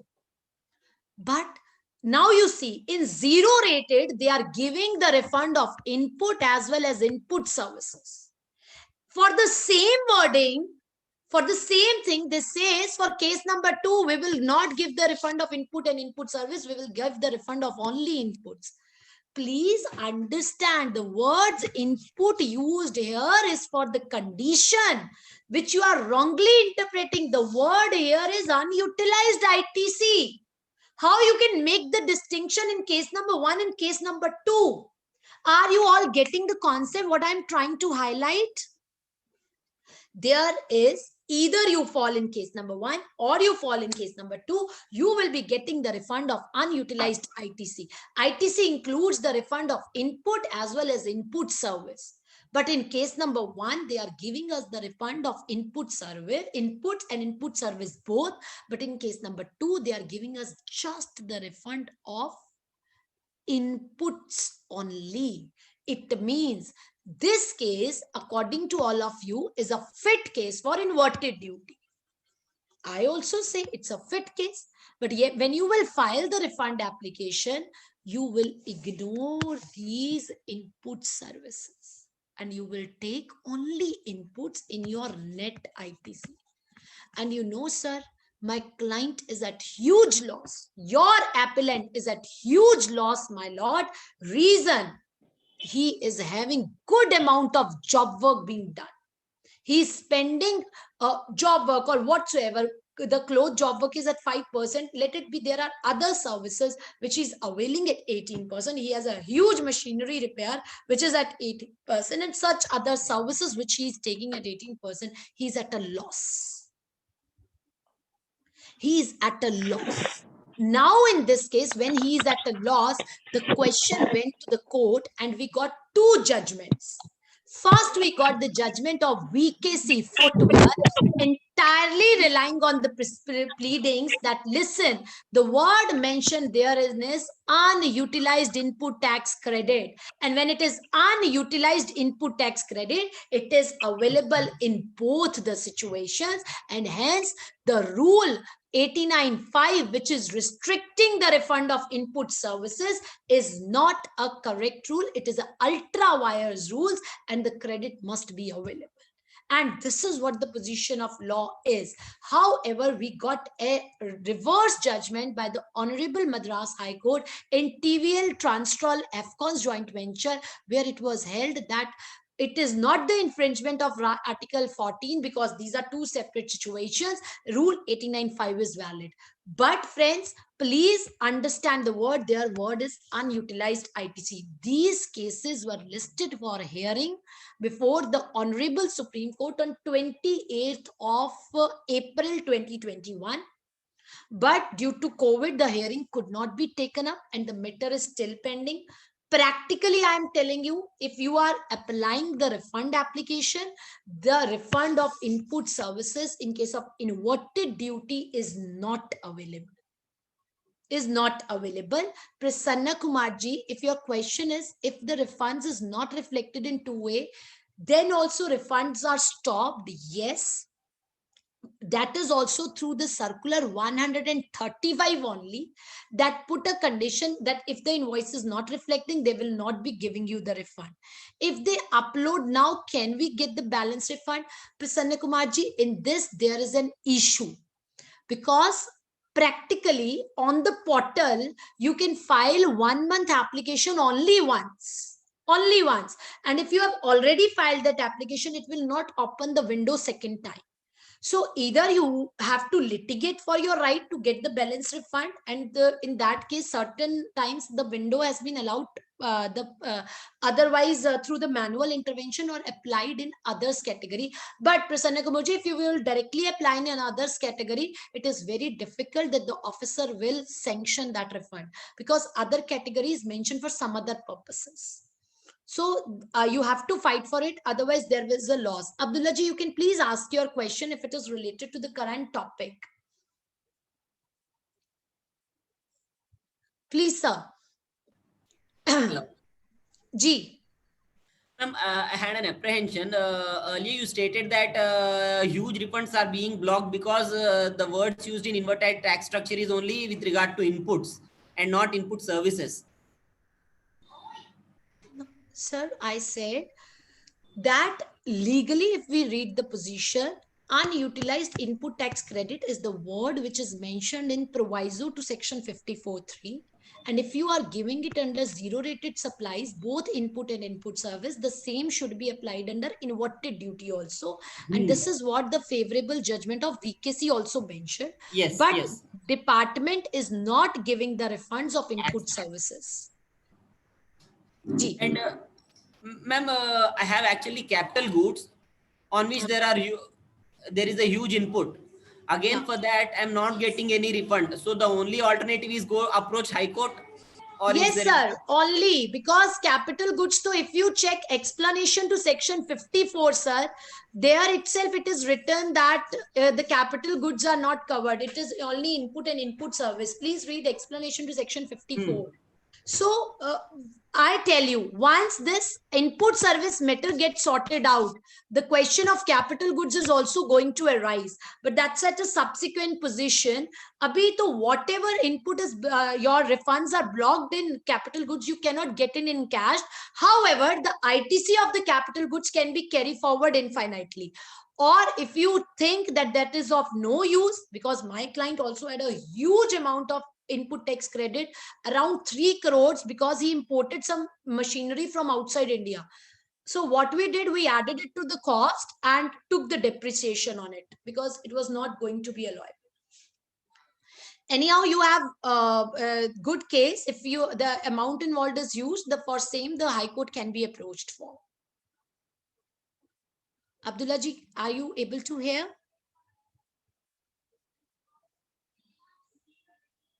Am I audible? Okay, right. I got your issue. In case of sir, sometimes here I'm actually there's a disturbance at my end. That is why I'm not unmuting myself, and sometimes I'm trying to answer through chats. Yes, sir, definitely. It's good if you answer through chat so that everybody is able to listen properly and read that too. That's perfect, sir. No issues. Thank you. Ravindra ji, in case of manufacturing company, input quantity is higher than output quantity. Quantity due to which ITC accumulate. Okay. No, Ravindra ji, if you are talking about due to closing stock, because your input quantity is higher than output quantity and there is credit accumulation due to material lying in the stock. No, So it is not material the lying. refund is not eligible. No, no, madam. Refund is not eligible. Material is used. Material is used. It is not lying in the stock. Normally, what happens in manufacturing process, there is a wastage of 5%, 10%, some cases even 15%. So naturally, there will be more ITC than the output. So whether it keeps on accumulating. Yes, sir, I got that issue, but is there inverted duty structure? No, same rate. The output rate and the input rate are same. The credit will not be available. Why is it? Refund will not be available. Yeah, why? Okay, it can be only carry forward. That's all. It can only be carry forward. The refund will not be available. I initially told you, Ravindra ji, the law has the right to restrict the refunds. And they have given the refund only in 2 situations of input tax credit. See, those 2 situations are in front of you. And your case is not falling in any of these 2 situations. Yeah. So you can just carry it forward, but you cannot get it encashed. Right? Year to year, why can't we seek a refund? Because it keeps on accumulating. And it is not falling under these 2 provisions. Okay. Yes, sir. So that is why the refund is not available. Sir, refund is not a substantive right. Madam, refund is subject to the right given by law. If right is given by law, only then you are eligible for refund. Because see, taking input tax credit is the basic necessity for the free flow of credit, but refund can be restricted, and it is restricted as per the legal provisions of the act, so it is not allowed. Okay. Right? Okay. Muralidhar sir, can you please ask your question directly? It is a long one. I could not read it properly. And then I will move further. I know ITC and refunds are always the good topics to discuss or deliberate upon. So I want to sort out the issue, whatever. Sir, please, if you can ask the question. Madam, you see, for the answer to your question, it's only a supplement. Sometimes we think logically. All logical things need not be lawful things, whether we have the support of law or not. It's only supplement. Right, absolutely. But sir, the legal provisions in the law, we have to go by the legal provisions. So if they are not permitting us, like Ravindra sir discussed about that my credit is accumulating, but when the law is not permitting, the legal provision does not exist, the refund cannot be allowed, although there is a credit accumulation.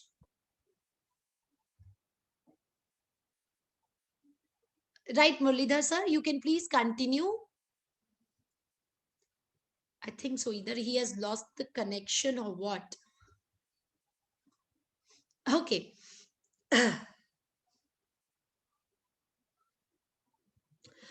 Venkataji, in my example, sir, the duty was being charged at 320 rupees due to custom valuation, and I was selling the product at 3. Venkataji, you forgot the example, I guess. 280 rupees was my purchase price, PP. I imported at 280, custom valued it at 320 and charged 28%. And then I sold it at, my cost was 280. So I sold it at 310 at the rate of 28. So will I be having credit accumulation? Yes, but it is not due to inverted duty because 28% is the rate of input and output both same. So refund is not eligible. Credit accumulation will be there, but it is not a fit case for inverted duty, right? Chale, so should we move forward? When sir will connect, then we will take up the issues. So we discussed 2 opposite direction judgments. One, VKC footwear favorable to assessee, that input services should be included. Another, TVL Transtrole Afcons joint venture, which is against the assessee and held that the credit of input tax should not be, input services should not be allowed as a refund. Right. Okay. Now tell me, friends, do you do you get the interest? Do you get the interest when the time periods are delayed of the refunds? What are the time periods of getting the refunds? What are the time periods of getting the refunds? It is in 45 days, 2 years. Okay. So Kalyanji and Vinayji, you are talking about time of making the application for refund is 2 years, beyond doubt. What is the time period for getting the refund sanctioned? It is 60 days. Within a period of 60 days, the refund must fall in your account. Within a period of 15 days, there is lapse. If there is deficiency memo, DM should be issued. If within a period of 45 days, the process should be done so that on 60th day, the refund comes to your account. Now, the issue was the department is in many cases not adhering to the time periods that are given under the legal provisions. So the next judgment is with this respect only. First issue, the judgment in case of which we are going to discuss is in case of Jian International. In case of Jian International, it was held that, listen, the time periods that are by the Honorable Delhi High Court, that the time periods that are mentioned in the particular provisions of 15 days, 45 days, 60 days are not recommendatory in nature. These time periods that are provided are these strict timelines. So in that case, when these are the strict timelines, and if department is not issuing you the deficiency memo, the same is the default or inaction on the part of the department concerned. These are the mandatory time periods, and the court also held that if the refund does not fall in your account within a period of 60 days, as stipulated, then in that case, the department is liable to give the interest. Friends, in income tax, we have been getting the interest automatically. But the same is not the case in GST. The refunds get delayed, but still the interest are not provided. So this is a welcome judgment by the Honorable Court, where they said that the time periods that are mentioned are the mandatory time periods. One must go to it. And if the officer concerned did not issue you the deficiency memo, then he loses his right on that particular application, and the court directed the respondent to pay to the petitioner the refund along with the interest in case there is a delay. Right? So Jian International judgment, which talked about mandatory time periods and also talked about the interest to be given to the person concerned. Now, I'm not discussing SCZ. Do you want me to take up the issue of SCZ, or should I skip it? Yes or no? Khagesh ji has mentioned what is the refund type for applying of accumulated ITC for exporters. Khagesh ji, वैसे तो refunds के ऊपर I take the issue at length, but let me tell you, if you are also an exporter and you have accumulated ITC due to inverted duty, I think so this is what you have mentioned. So in that case, always export your goods without payment of tax and apply the refund under export category. Export category without payment of tax, उससे क्या होगा, आपको पूरा refund मिलेगा. अगर आपका accumulated duty है, दोनों केस है, एक्यूमुलेटेड ड्यूटी भी और आप एक्सपोर्टर भी हैं, for same invoice means my product I am purchasing at 18% and exporting, and my export rate is 5%. So in that case, please apply for the a refund under without payment of tax category of exports. You will get the entire purchase amount as refund. I hope I'm clear. Right, Krishna ji and Pautina ji, I'm taking the issue of SCZ too. Okay, chaliye, Krishna ji and Pautina ji, Rekha Pautina ji, I asked both of you, let's leave this. Now tell me, is SCZ entitled to get the refund? Is SCZ entitled to get the refund? Yes or no? BRC document is necessary for service. Yes, it is. Kahan pahunch gaye sir refunds mein? Nandini ji and Rekha ji is saying yes. Okay. Are SCZs getting the refund? The answer is no. The answer is no. And this is what our next judgment is about. My dear friends, Nandini ji, Rekha ji, and Krishna Mohan ji, the law says the refund is available to the supplier of SCZ. If I am supplying the goods or services to SCZ, then in that case, it is a zero rated supply for the person who is a supplier to SCZ, and he is entitled to get the refund. The machinery provision, the application provisions are also for the SCZ supplier to take the refund and not the SCZ itself. So this is what the case law says. It is a judgment of Britannia Industries by the Honorable Gujarat High Court. In this case, it was held in the case of the petitioner that being a SCZ unit, the petitioner was not able to utilize the credit and it was lying unutilized. The application of refund has to be filed by the supplier of goods or services and not the SCZ itself. It is the supplier who is entitled to claim the IGST lying down in the electronic credit ledger, and there is no specific provision for the SCZ to claim the refund. So I hope I am clear as to the judgment. Yes, absolutely, Nandini ji. Actually, what is the issue practically in SCZ? Sometimes they purchase the goods with payment of taxes. So, and the supplier, he also used to recover that taxes from him. SCZ, sometimes they have themselves a huge amount of unutilized ITC that was lying therein. So it was held, it is the supplier of SCZ who can claim the refund, and there is no machinery provisions also that are available for SCZ to claim the refund. So that is why the unutilized ITC was to the supplier who is entitled for the refund. I hope I'm able to make this point clear. Now let's move forward. Section 50, again, one of the important topics which talks about the interest. Friends, I am making 4 case studies. 4 case studies, and I hope you will answer me all the case studies in the chat box. Let me discuss 1, 2, 3, and 4, and then I will share the case law with you. Right? Case study number 1, case study number 2, study number 3, and case study number 4. Case study number 1.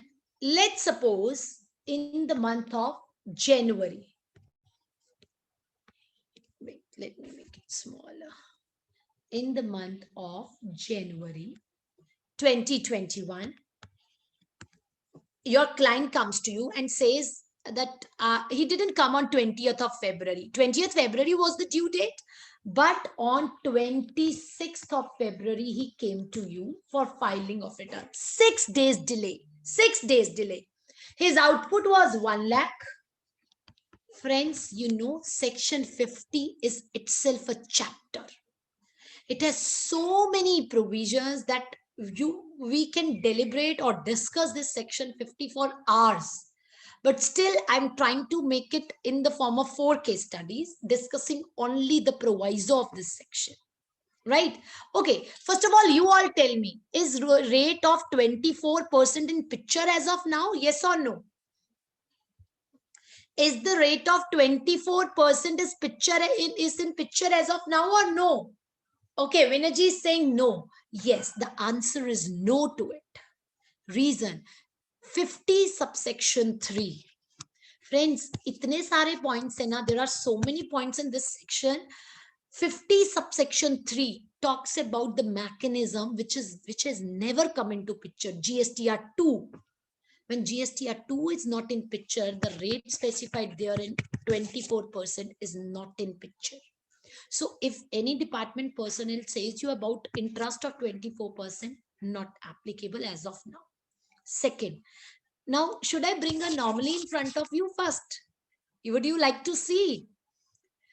Ab dekhiye, if I talk, I'm just posing a food for thought for all of you. 50 subsection 3 talked about ITC. ITC. And if that mechanism is not in picture or you are claiming wrong, ITC 24% was applicable. This section is not applicable as of now, and you move on to 50 subsection 1. 50 subsection 1 says, what 50 subsection 1 says, that 18% interest is to be paid if the tax was payable and not paid. So my dear friends, although the provision is there that, एक second, just give me a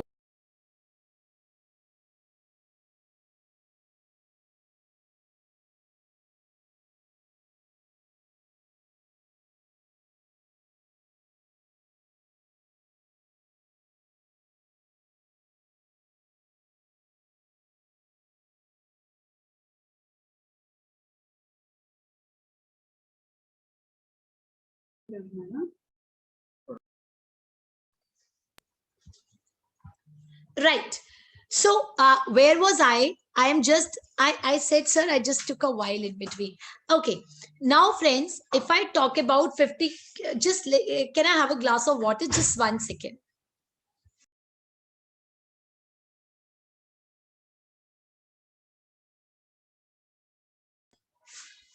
Yeah, thank you so much. Now, friends, in 50 subsection 1, 18% rate is given. And that too talks about, actually the question is whether interest is to be levied on ITC, which is just taken but not utilized.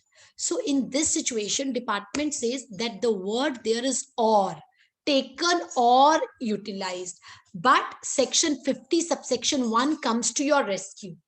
See, 50 subsection 1 says, 50 subsection 1 says, every person who is liable to pay. When you have taken the ITC but not utilized it, you are not liable to pay. So it comes to your rescue that there is no need for paying the interest if the credit is taken but not utilized. So this is the one point of section 50 which I have discussed with you. Anyhow, now let me come to the case studies. So one thing I made clear, 24% rate is not applicable, which is of ITC rate. So whatever we will be talking about will be at the rate of 18%. Oh, so sorry, it was off. Right. Now, January 2021, the person had an output of 1 lakh rupees. Input was 80,000. 20,000 was payable. 20,000 was payable. He came to you on 26th of February. You have to tell me case number 1. Interest is payable on which amount? Case number 1. Let's discuss case number 2. You have to answer me by writing case 1 and 2. And if I will not receive your answers, I will not answer the query. Okay, these case laws I will not answer. So I want to see a number of answers flowing in the chat box. Case number 2. January 21. January 21. The person said, I don't have my accountant right now. I don't know whether I've made any sale or purchase or not. He comes to you and say, I think so, there is no sale and purchase. You please file my nil return. He filed, the chartered accountant filed the nil return of the assessee. Great to see the answers flowing. Everybody mentioning 20K. Okay. So Jan 21, 0. This person came in Feb 21 and said, oh, Mr. Krishna Mohan, I forgot that there was a sale and purchase of 1 lakh rupees in January month. So he said, it's okay. There is a circular 26 by 2017. It says if you missed something in the previous month, correct it in this month return. He said, okay. So what is your current month return figure? So the person said it is 0. 0 for February, but please add my sale and purchase for the January month. 1 lakh minus 80. Okay. Third case. Now you have to answer the interest is payable on what amount in case number 2. Now came the third case. This person case is in January. He said, Mr. Krishna Mohan, I don't know whether I have any sale or purchase or not. My accountant is not well. So you do one thing, I just deposit an amount of cash in cash ledger of 15,000 rupees. I just deposit 15,000 rupees.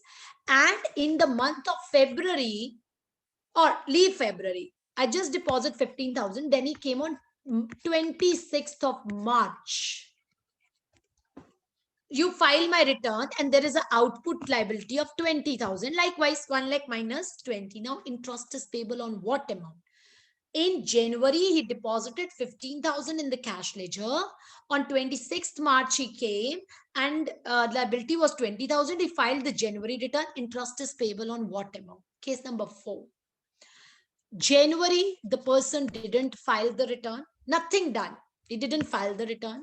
And you know, section 46 notice came, notice GSTR 3A, and said why you should not be made liable for this BJ, best judgment assessment.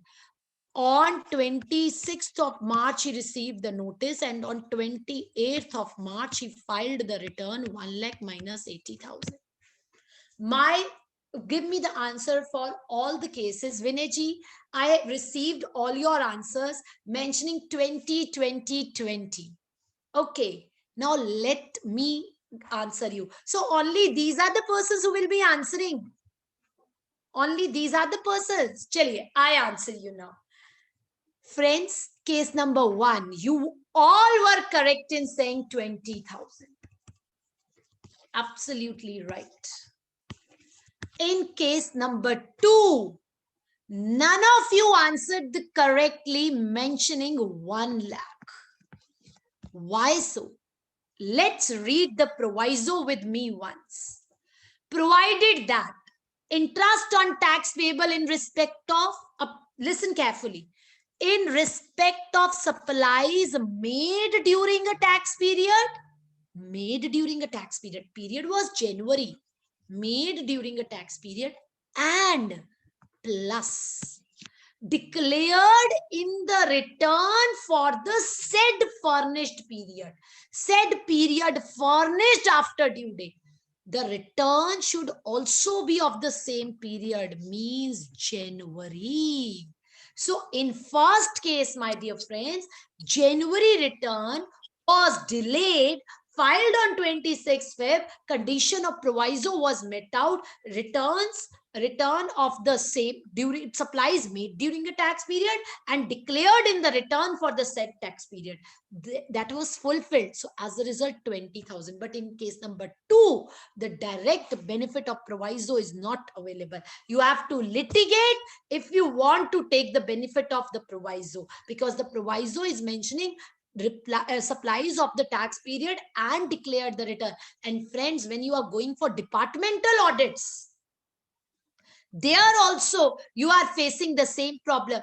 They are doing the audit of 17-18, now calculating your liability. So as a result, directly by way of proviso, the benefit of input tax credit is not available.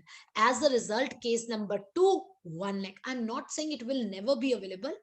This point needs litigation, because as per the proviso, the words are supplies made during a tax period and declared in the return for the said period furnished after due date. The return for the January furnished after due date, the benefit of proviso is available. Moving ahead. Third case, the answer was very rightly mentioned, 20,000. Reason, the money which is lying in your cash ledger, my dear friends, is of no use. That is a deposit until or unless it is set off. So as a result, this amount 15,000, which was although deposited, the benefit will not be available. Interest will be on 20,000. Fourth case, the answer is 1 lakh. Why? Let's read the proviso. Any proceed except where any proceeding under section 73 or 74 has been taken up, the benefit of proviso is not available. I said the person got the show cause notice. As a result, the benefit of proviso will not be available. The amount will be 1 lakh. So if the person sometimes says, "Now, it doesn't matter, let the notice come." So if you have received the show cause notice under 73 or 74 for the said period, the benefit of proviso is not available. Interest is payable on 1 lakh rupees only. I hope you are clear about all these 4 situations. Section 50 is itself a section where each and every word matters. So directly saying that net benefit should be available is not the situation. Have you got the point? Now, when we discuss this section 50, there is an amendment, and this is the only amendment by the budget 2020-21 which has been given effect to retrospectively from 1/7/2017, that the recoveries of interest will not be made.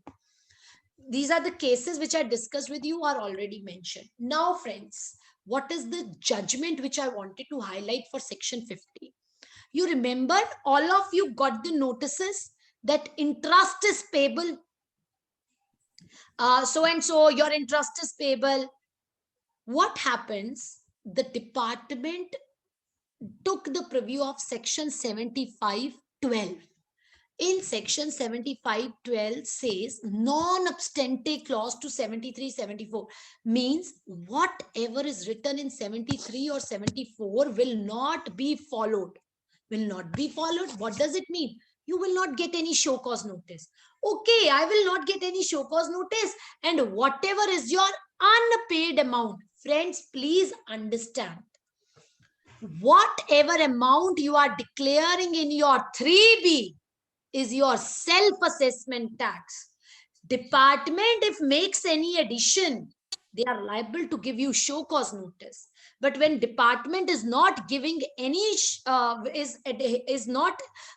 recovering the self-assessment tax, then by virtue of section 75(12), they are not liable to give you any show cause notice. Up 3B to never goes without payment of tax. So what officers did? They said, okay, Durga Prasad ji, you said I have a liability of 1 lakh and you delayed it by 6 days. So it is your self-assessment tax. And as a result, 18% interest on it, you have to pay the amount of 18,000 for 6 days.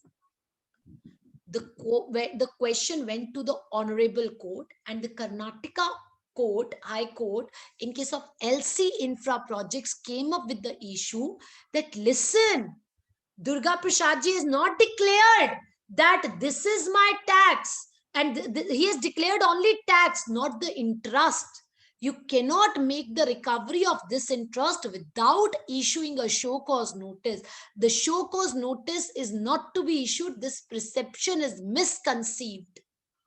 As a result, the entirely in India, 44,000 crore of demand was raised. As in case of LC infra projects, it is particularly mentioned that no recovery of interest even on self-assessment tax can be made without issuing a show cause notice. So it is, although interest is automatic as per 75, but if the department is giving the notice, they cannot directly recover it under section 79. A proper show cause notice must come for it. And one more case we have is in case of Mahadeo construction. Mahadeo construction, one of the good judgments by Jharkhand High Court. Now see, this is an assessee. He filed the his monthly return was delayed for the month of February and March. Friends, it also mentioned without initiation of any adjudication proceedings, no proceeding under section 79 can be taken directly. So the recovery of interest is not justified. So these were the few provisions which we talked about. Now, let me come to the period of limitation. Okay. Friends, I am coming to the order of Honorable Supreme Court, Apex Court. Now, let me ask you a question. let me ask you a question. You all have heard about. Excuse me, madam. Yes, yes, sir. Madam, what is this Karnataka High Court case which has exempted the interest? What is the case, madam, between? Sir, you are talking about the Mahadev construction? No, other one, the Karnataka High Court case. Okay, Karnataka High Court. LC Infra, sir. LC Infra projects. LC. Wait, sir, I show you. It is there. It's just a minute.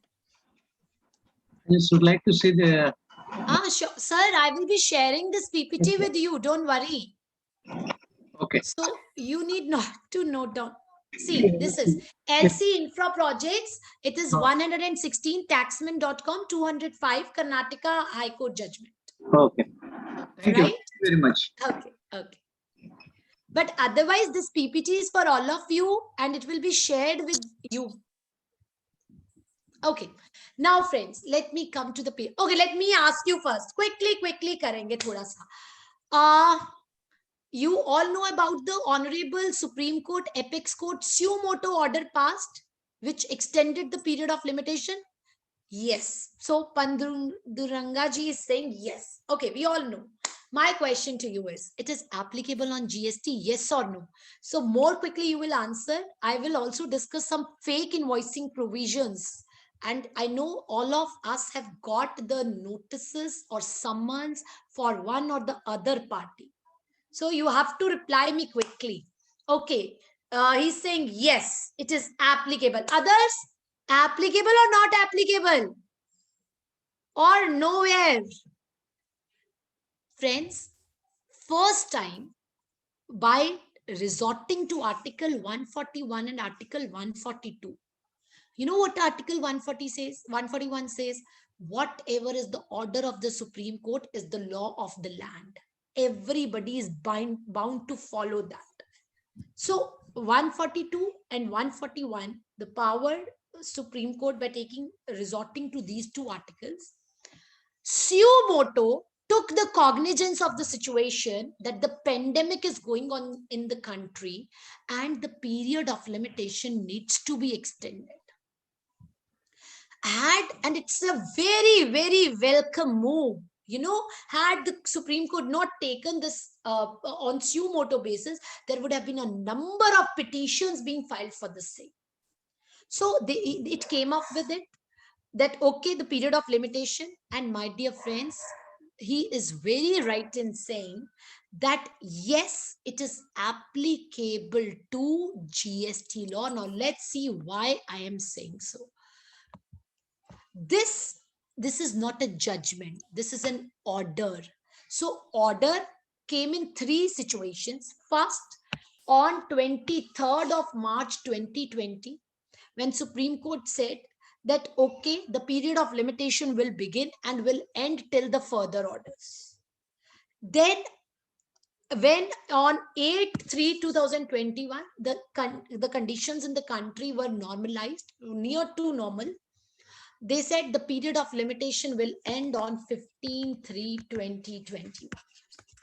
But then by the SCARA, when it was, they filed an application for restoration of this order again on 27/4/2021. They said the period of limitation will not be over and it will continue till the further orders. So now the question comes, whether this period of limitations applies in GST. My answer to it is yes. But friends, this order and this order have different wordings. Both the orders specified journal as well as special law. Journal as well as special law. GST is a special law. Income tax is a special law, but because it mentions the period is extended for journal as well as the special laws, income tax, GST, both falls under this. One thing is clear. My next question in this row is, a person comes to you, his time period as per notification 35 and 55, jisme time periods were extended for filing of returns, those were expired. He said, no, wait. I have the Supreme Court order. Why don't you give me the benefit of this? My question to you is whether it will be available for return filing, yes or no. Kindly mention yes or no. Now, sir is saying no, it is not applicable. No, why so? Now let's read the wording. My next question, chaliye, you all are saying no. Ravindraji is also saying no. My next issue, is it applicable on refund application? Yes or no? Pandurangaji, I am taking the same way. Is it applicable for refund or not? Is it applicable for appeals or not? Now, Ravindraji, I am showing you both the sides of the coin. Listen. The wordings which were specified in order dated 23rd of March 2021, in that case, it was held that, just a minute. In that case, it was held that the order which came on this date, the word was journal or special law. It is there, but what it specified, it referred to petitions, applications, suits, appeals, and all other proceedings. So initially it covered the journal and special law, and my dear friends, the application word which is mentioned there is not the refund application. Then came the second phase. In here also the words mentioned are journal or special law, but the words mentioned are in respect of judicial or quasi-judicial proceedings. Now the question arises, judicial proceedings are okay, but what about the word quasi-judicial proceedings? Quasi-judicial proceedings means as if they are judicial proceedings. So if I understand the word of judicial proceedings, the criminal procedure code defines that which in the course of which evidence is or may be legally taken on oath. So that are criminal proceedings, that are judicial proceedings. Whereas where the power to summon, etc. is there, these are the judicial proceedings. If I talk about quasi-judicial proceedings, these are not as judicial proceedings. It is being dealt by the various laws where there is no requirement of formal affidavits. These are like as if they are court proceedings. So my dear friends, now I am discussing the cases which I take up with you. First, refund filing. There is no proceedings being going on. As a result, this order is not applicable on returns. Appeals. Yes, when you have filed the appeals, even if GST appeals, the time period was expiring or expired, this order will give you the benefit because these are quasi-judicial proceedings. Now I come to the issue of refund. Friends, application for refund is as such not a quasi-judicial proceeding. Is not a quasi-judicial proceeding, but some proceedings are required for it. The reason being the DM or the objection or the rejection comes from the another side. If you are in an appeal against the order of refund, certainly the benefit of order is available. But if you are merely delayed in filing of the refund application, there is a question mark, because I share one more example with you, which is a case law of directorate enforcement. In case of directorate enforcement, it is 2021 judgment itself in case of Vikas WSP Limited and others. They said it is not a universal applicability of this order. Had there been a universal applicability, the time period for the order for the attachment of the bank account is 1 year. And if you say the time period stand extended, then to the time period for attachment should also stand extended. If I say detention period is 60 days and you say the time period stands extended, then so it will extend. So it is not universally applicable on all the proceedings, but it is applicable on only the quasi-judicial proceedings. If I talk about the quasi-judicial proceedings, the appeals falls into it. The administrative part is not covered into it. So refund is most likely the part of administrative procedure. So the benefit will not extend. But certainly, if you have a good amount of refund and you have missed filing the application for the same, resorting to it being covered under quasi-judicial proceeding because the action is required from other end, requiring it for accepting and rejecting the refund proceedings. As a result, you can apply the refund resorting to the order, and if it gets rejected, the further litigation can be taken in this regard. But appeals of GST applicable, returns not applicable. And even, my dear friends, the press release which has been issued by the government recently after 43rd meeting, under the press release also they have mentioned if a particular provision is covered by the judicial order by the Honorable Apex Court, the same will be given an overriding effect. So if you have missed any application, you can apply it resorting to order. But as regard to refund applicability, it may not be considered as a quasi-judicial proceedings, but as an administrative proceeding. But still the benefit can be taken and the application for the same can be made.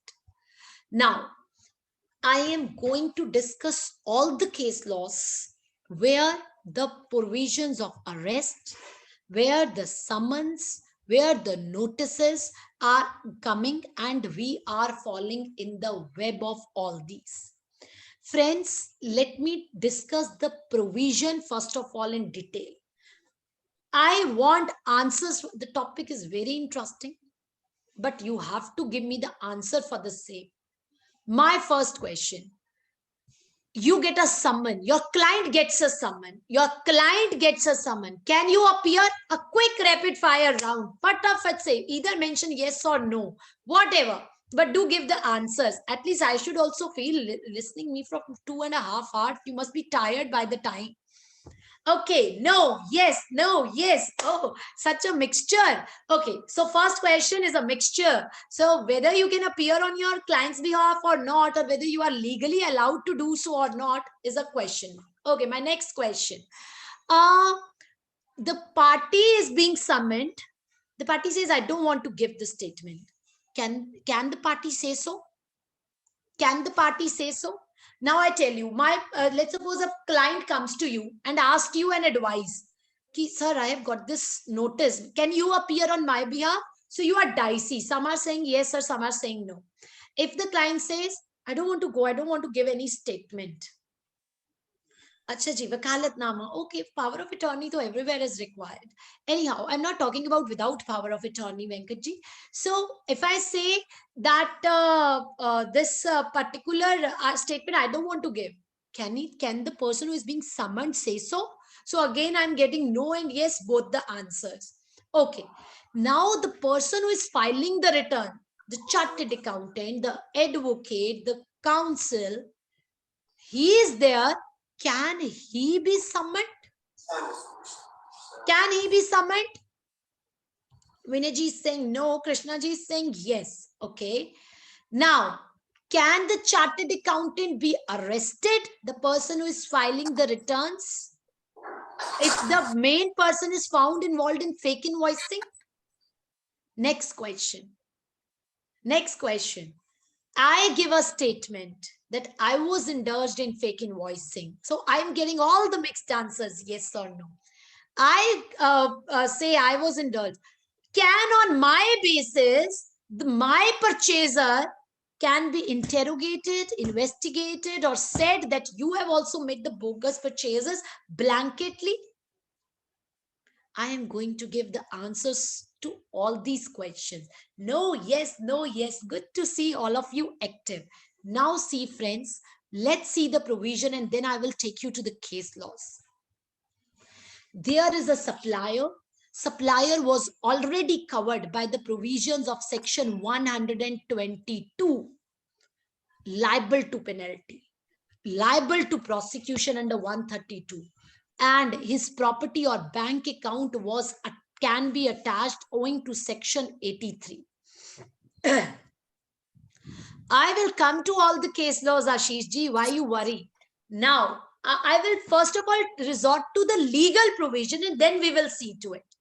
Penalty 122(1) and practically also what is happening, I will let you know. Prosecution 83 was already covered. Now, let's suppose 100 crores of transaction he was found indulged into with a tax impact of 18 crores. 18%. See, whenever there is a fake invoicing transaction being caught, the department, there are offense at the level of supplier also, at the level of receiver also. So as a result, receiver was also covered by penalty, 100% of the tax amount, penalty, prosecution, and provisional attachment. But who used to escape was this kingpin or the mediator. He used to escape. Now, government wanted to plug this person. Now, can this mediator or kingpin be a chartered accountant who is merely filing the returns? The answer to it is no. A mediator or kingpin is also covered for 100% of the penalty by virtue of newly inserted provision 122(1)(a) with effect from 1/1/2021. Prosecution 132, same amount as to supplier or receiver. Provisionally attachment has also been brought in budget now for him. Government wanted to get hold of this person. But let's see who is this person. Friends, two conditions need to be fulfilled. He must have retained the benefit of the transaction, some percentage basis, some unusual amount he has been found, and on whose instance such transaction is conducted. If both the conditions are satisfied, only then the mediator or kingpin can be charged under 122(1)(a), otherwise not. So if you substantiate merely that I was merely filing the returns and I have not retained any benefit of the transaction, the person cannot be arrested. And that too, only 4 types of transactions were covered for him. Invoice given, supply not made, invoice not given, supply given, bogus billing, what we call it as, ITC taken without fulfillment of condition, or distribution of invoice input by IST. These were the things that were covered. Now see, whenever there is fake invoicing transaction, department issues the penalty notice 18 to kingpin, 18 to supplier, and 18 to the receiver. All the 3, because there are 3 offenses by 3 different persons. But my underlying question is, can they recover the tax amount from all the 3? The answer is not even all the 3. There are 10 persons in the chain. No, the department cannot just enrich itself. Offense are multiple, penalties can be multiple. Now, how department is issuing the notice? They are issuing the notice for tax payment to all the persons in the chain. That should not be done. If one person in the chain pays the tax, specifically we try the first person to pay the tax, the entire chain goes correct. So as a result, it is the tax of 18 rupees and the penalty of 18 into 3 that can be recovered along with interest. First of all, government covered the mediator, the kingpin. Now I tell you what is practically happening. Friends, sometimes a question comes that we get a client who is found involved in fake billing or was charged by the department for fake billing. The question comes, should we accept his case or not? There is no harm in accepting the case if nothing wrong is being done. It is your right to plead the case for your client. Plead the case for your client like a lawyer does so. But you have to be cautious. Reason being, practically, what department is doing, they are going be after the professionals also, although the provision is not rightly applied. That is why in the beginning I said the practical ground reality, even in the arrest provision, the law is not being properly followed. You know, no person can be arrested if he is cooperating in the proceedings. But still, the person is cooperating. They are arrested by the department now and then. And let me tell you, 95% of the cases which the department has charged for fake invoicing are coming outside the web of fake invoicing. Right? So what they said, 122 1A they introduced 3 more provisions. What this supplier used to do, he never used to file 3B because tax was to be paid through 3B. He used to file GSTR 1 only. The government plugged it and said, look, Mr. Supplier, if you will not file your GSTR 1 for 2 months or GSTR 1 for 1 quarter, if you are under quarterly, you will not be allowed to file your GSTR 1 if you are not filing your 3B. 3B not filed for 1 quarter or for 2 months, you will not be allowed to file your GSTR. Reason, he was filing GSTR 1, the credit was reflecting in receiver side, he was taking the refunds or he was utilizing it. They stopped this. They introduced Rule 21 and 21A. In the beginning of the session also, I talked about Rule 21 and 21A. They said, now this supplier, he was very sharp. He said, okay, I will file 3B with a liability of 500 and 1 with a liability of 1 lakh. They said, stop, Mr. Supplier. You cannot do so. If your 3B... Yes, sir? Any issues? If your 3B liability is greater than your GSTR, is less than your GSTR 1, your number can be cancelled or suspended. Now you got that? Why they said we introduced it for fake billing? This supplier is very sharp. He used to raise the ITC. It is a bogus ITC. He used to raise the ITC and output lower and used to adjust it. They brought Rule 86B and say 1% has to be paid in cash. Sir, when we talk about a small amount of 1 lakh, 10 lakh, then 1% is not such a big amount. But when we talk about 500 crores, 200 crores, then even 1%, when the numbers are taken in the name of rickshaw vendors, then even 1% is a huge amount. So as a result, they said all these provisions were made to curb the fake invoicing. Now let me ask you, is murder a big offense or a manipulation of 200 crores of ITC or 20 crores of ITC is a big offense? Tell me. Tell me. Can it be done? Can it be done? Friends, instead of murder, the bogus ITC of 20 crore is a bigger offense. That is an economic offense. And economic offenses are very big offenses because they are offenses against the entire state. Entire state. Those who are the honest taxpayers of the country. So that is why I am mentioning it. In case of the fake invoicing, it is very difficult to get the anticipatory bails.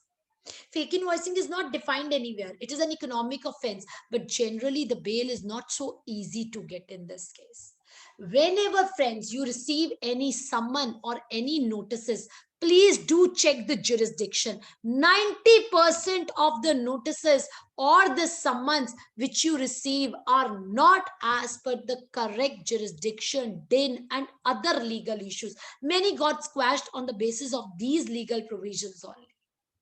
Always, if you, let's suppose, if you are receiving the notices from 2 departments, center as well as state, from same issue, for same issue, it cannot be done. There is a number of judgments in this respect.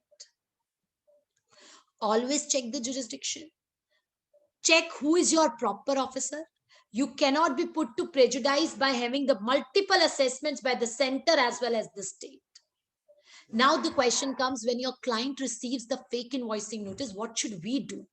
Ask your client clear cut whether he was involved in any such sort of transaction or not. If he says yes, say him to reverse the credit along with the interest and intimate to the department.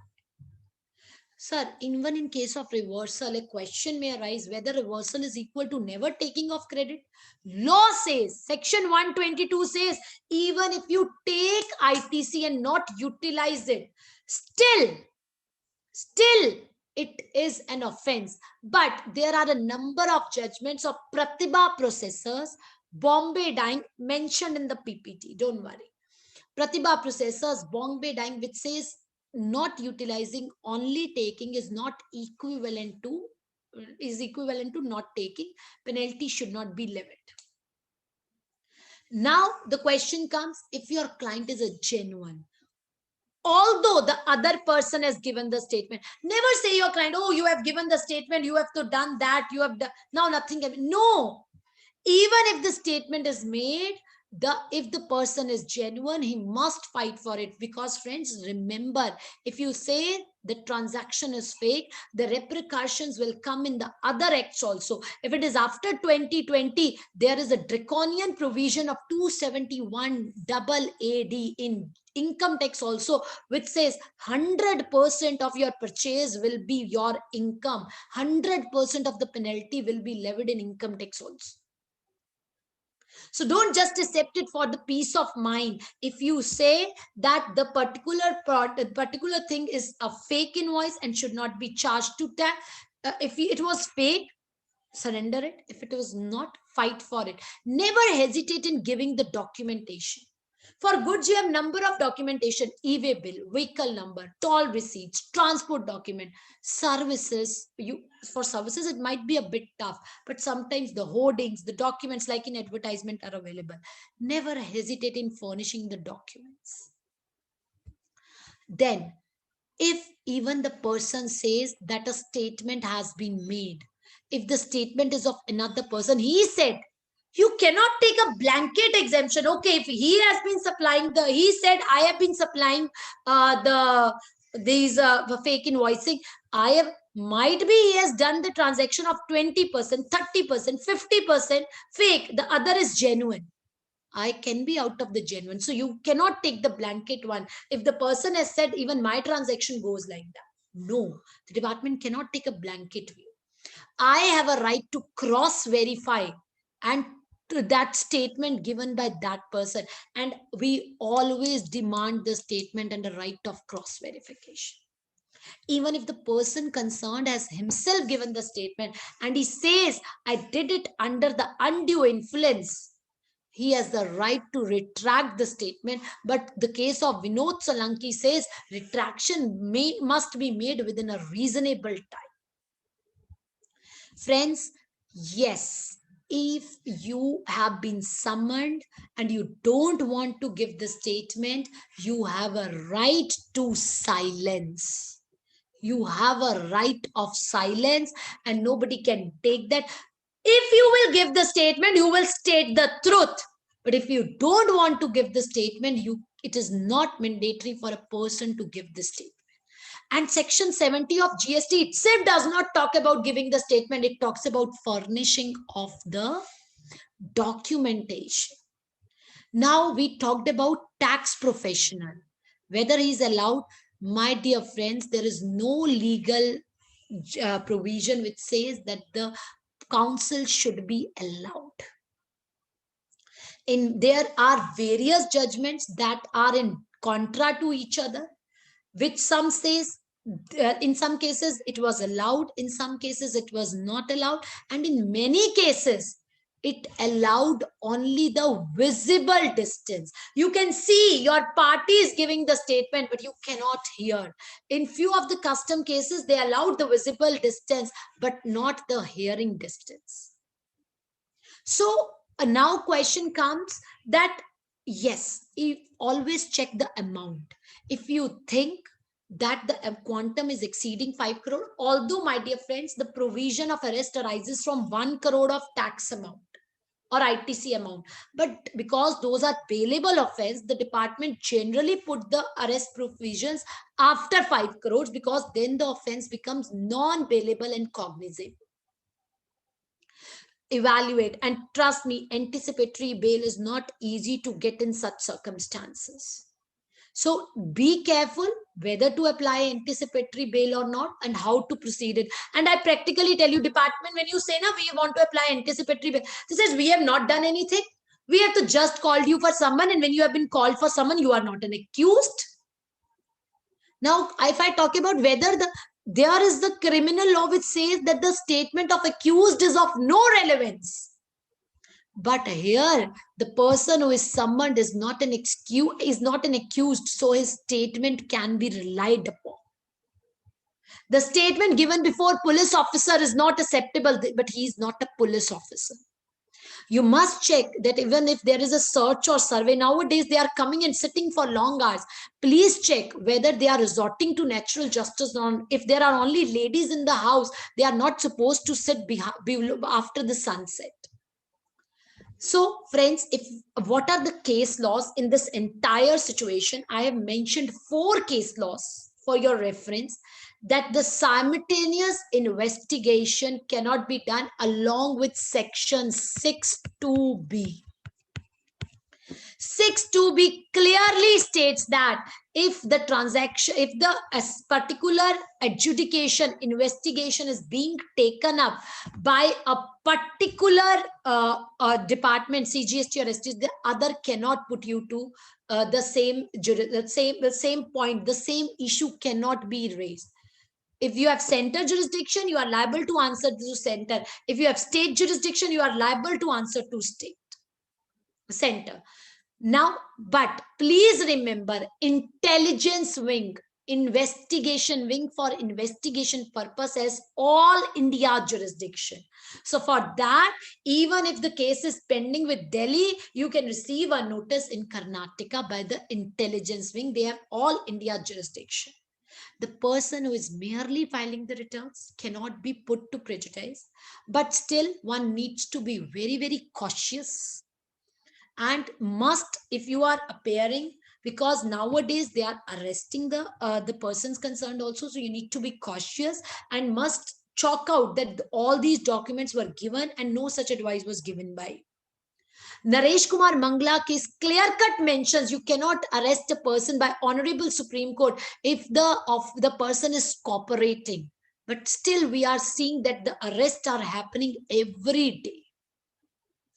Friends, Section 132, where the prosecution provisions are mentioned, there is a case of Vimal Yashwantgir Goswami by the Honorable Gujarat High Court, which says that the provisions of Section 132 cannot be put even if there are no proper reasons to record and there is no prior adjudication. See, you are not adjudicating the amount.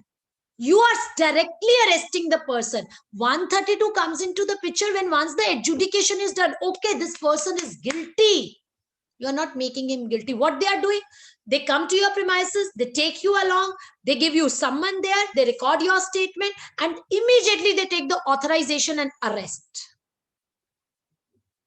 So be careful. This Vimal Yashwantgir Goswami case says that there must be a prior adjudication and proper reasons before putting any sort of arrest provisions. However, PV Ramana Reddy case, which is contrary to this, it says that prosecution can be launched even if there is no assessment. Right now, my dear friends, the arrests which are taking place immediately are under Section 69. The person concerned must be produced before the magistrate within a period of 24 hours. Although in case of Nathalal Mangalal, it has been clearly held that there must be a proper reason to believe and the assessment or adjudication must be taken up as per Vimal Yashwantgir Goswami. And there is a beautiful judgment in case of Akhil Krishna Magu, by the Honorable Punjab and Haryana High Court, which has given when to arrest. And you see, they have mentioned that it is not to be exercised at the whims and caprices of any officer. There must be a huge evasion. There must be repeated summons. He must be he might be an habitual offender. You have a risk that he flee from the country. Then you put it. You say he is the originator of fake invoice. All the points must be there. Only one should put the arrest provisions, otherwise not. And friends, summon section 70 is very small, but it says any person can be summoned. Even the counsel who is filing the returns can be summoned. See, one thing is someone is coming in the party's name. One is someone is coming in your name. You can be called. It doesn't mean one is an accused.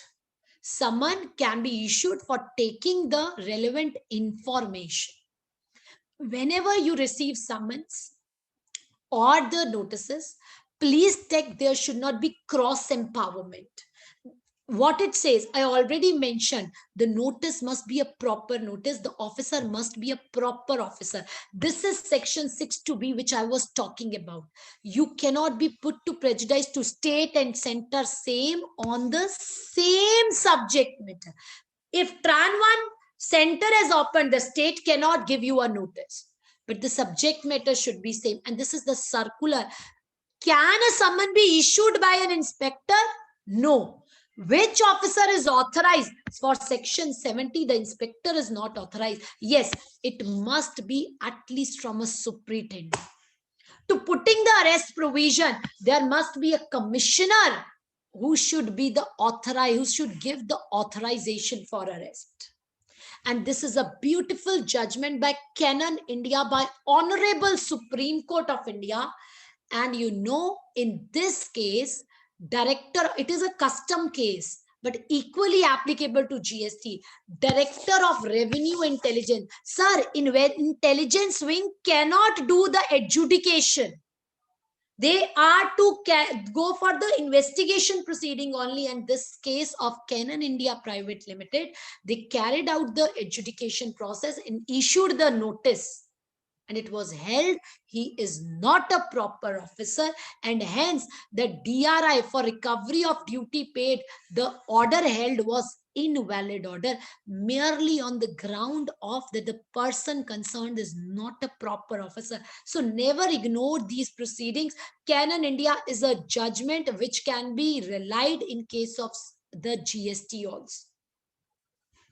And you know, it is a judgment by larger bench of 3 that DRI officers are not proper officers. We also discuss parallel proceedings cannot be initiated in case of Raj Metal Industries.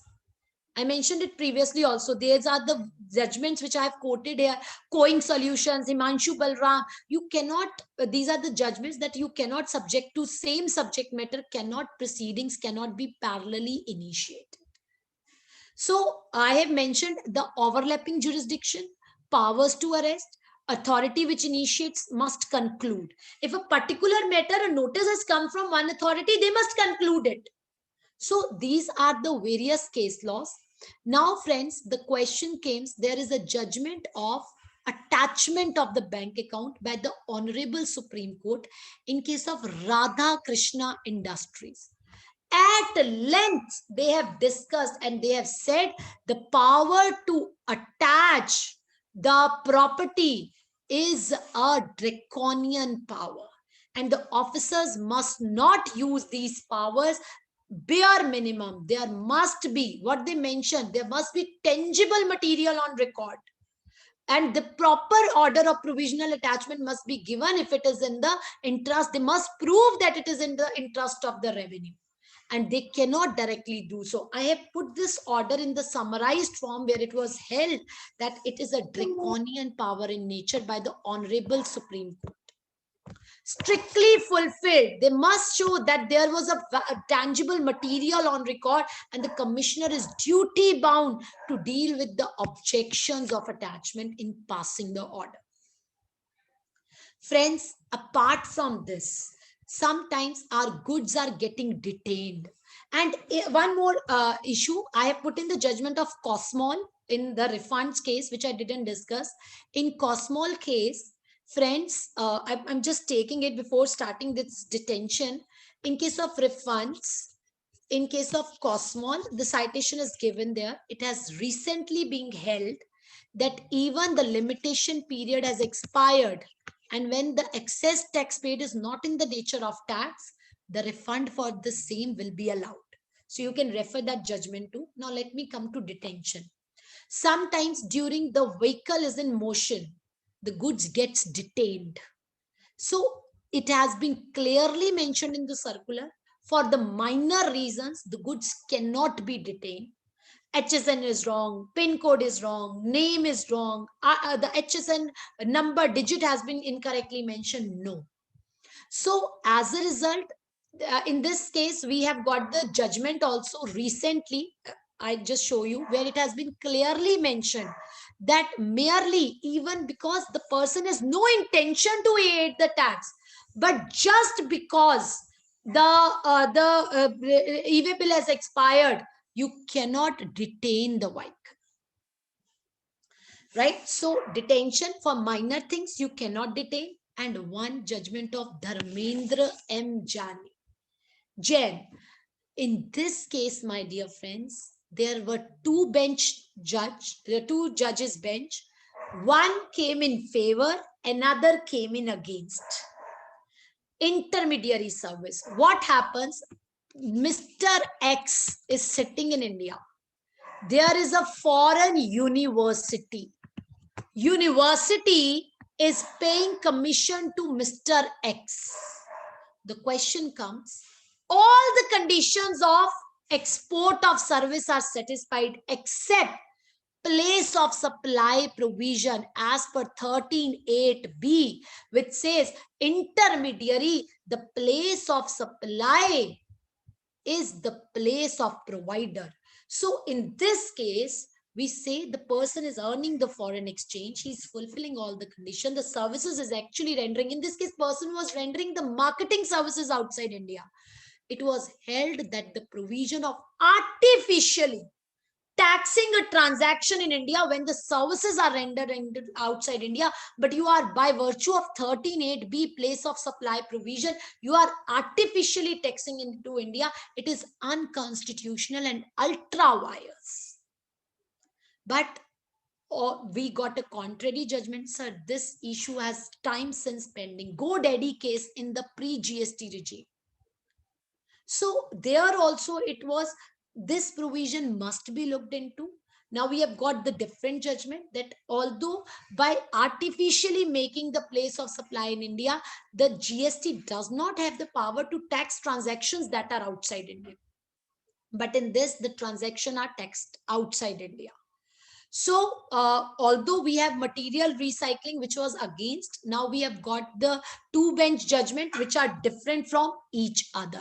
So this was the case, friends, that I was talking about, that mere non-extension of e-way bill. Even if the e-way bill is not extended, driver thought I will take the vehicle in the morning. By the time the e-way bill expired, but there was no intention. The bill was uploaded. The entire things were proved that he was having the bill. Merely when there is no intent to evade, it cannot be lead to penal action. Last case law, and I know it's been long learning. I'm just winding up the session in another 1 minute. Rule 86A, friends, blocking of credit. Department is using this thing. There is a judgment of SS Industries by Gujarat High Court, which clearly talks about that the blocking of ITC Rule 86A cannot be directly invoked unless all these conditions are satisfied. Very good judgment, must check it to it. And with this, I end up my deliberation. Over to you, sir.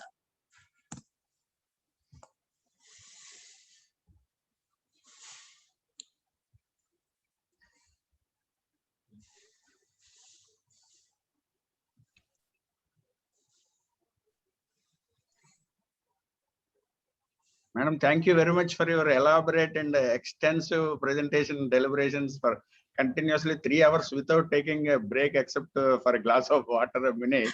So really, it's a great energy you have, and the subject also really you have covered extensively all the topics, almost all the topics in GST. So, My pleasure, sir. If you find it useful, and to the members also. Thank you so much. Thank you very much, madam, for your kind acceptance to address our members of Visakhapatnam. We'll surely have one session with you once things come to normal in physical session for workshop like or any course like we'll conduct, and we'll invite you that time. You please accept our request and visit Sure, sir. Visakhapatnam Sure, by sir. that time. It will be my pleasure indeed to be there. Thank you. Thanks a lot. Thanks to all the participants for the patient listening for such long 3 hours. I know it's very difficult to listen anyone. Thank you so much. Even Sir. members also participated actively with your Yes, questions. yes, to of answer course, your sir. questions or what the queries they have. So members also participated actively. It's a very nice session we had. Really. My pleasure, indeed. So now I Thank you, request Prashant Kumar, Secretary of our branch, to propose vote of thanks for this first day of workshop. Respected Chairman, CA S. Murali Krishna Garu, Program Director, CA Prasanna Kumar in absentia, Land Speaker, CA Aanchal Kapoor, and other dignitaries. Good afternoon to all.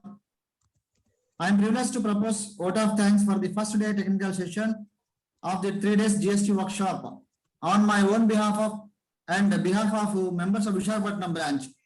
Madam, I convey my gratitude for accepting our invitation to share your knowledge and experience on the constitutional aspects and recent judicial pronouncement on GST with us in spite of your busy schedule. Thank you very much, madam. Madam, your electrified deliberations on constitutional aspects of GST are very much useful to all our members in their regular practice. Madam, your special focus on the areas like decoding of the Constitution Act 2016, real estate transactions, input tax credit issues, judicial pronouncements, refund of tax, section 50, interest, penalty provisions, summons and blocking of ITC and fake invoicing and so on are exhaustively covered and extremely well, madam. And your deliberation shows that you are having in-depth knowledge on the subject, and which is very much useful to our members while discharging the functions of in the GST practice. And our special thanks for patiently answering all the queries of our members. Thank you very much, madam. And I also extend thanks to all the members for actively participating in the seminar.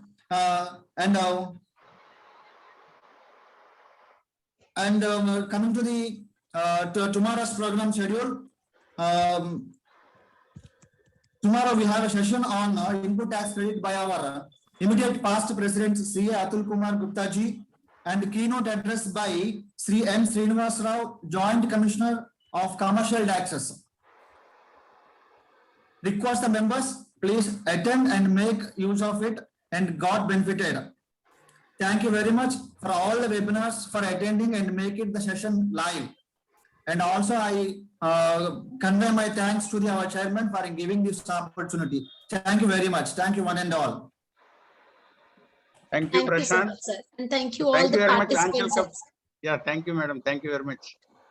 A really very nice session, madam, for our all Visakhapatnam branch members. Thank you so much, sir. And it's my pleasure if they all liked it. As this was virtual, you could not hear the big round of applause from Visakhapatnam. Because it's virtual, you couldn't hear, but you can unmute and you can clap, madam. Thank you so much. The beautiful words they have written in the comment box. I'm really obliged to all of you. So many excellent feedbacks have come, madam, actually. Thank you. Thank you.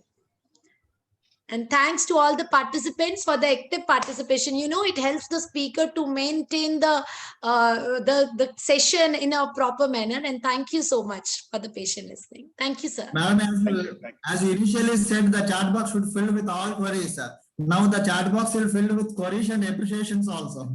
Thank you. Even if somebody has, I missed up 1 or 2 points, so they can directly contact and ask me the question if they want. Yes, madam. Sure, madam. And please send your PPT presentation for our members, Yeah, sir. benefit. I will be, So that will circulate. I would like to cut short it. It was too big a presentation. Okay. So Because we'll some of share the it by members, the evening. Yeah, some of the members they have asked as Yes, sir. We'll we are doing by for the all evening, I will topics surely. and all the programs, and I request you to send the PPT because most of the members are asking, especially on this day itself. Sure, sir. Yeah, okay. By the as evening, you- it will be shared, sir. Okay, Thank madam. you. Yeah. Okay, as you- Right, okay. Thank you, madam. Thank you once again. Thank you, sir. Thank you, madam. Thank you, Prasanna, sir. Thank you so much for your kind words.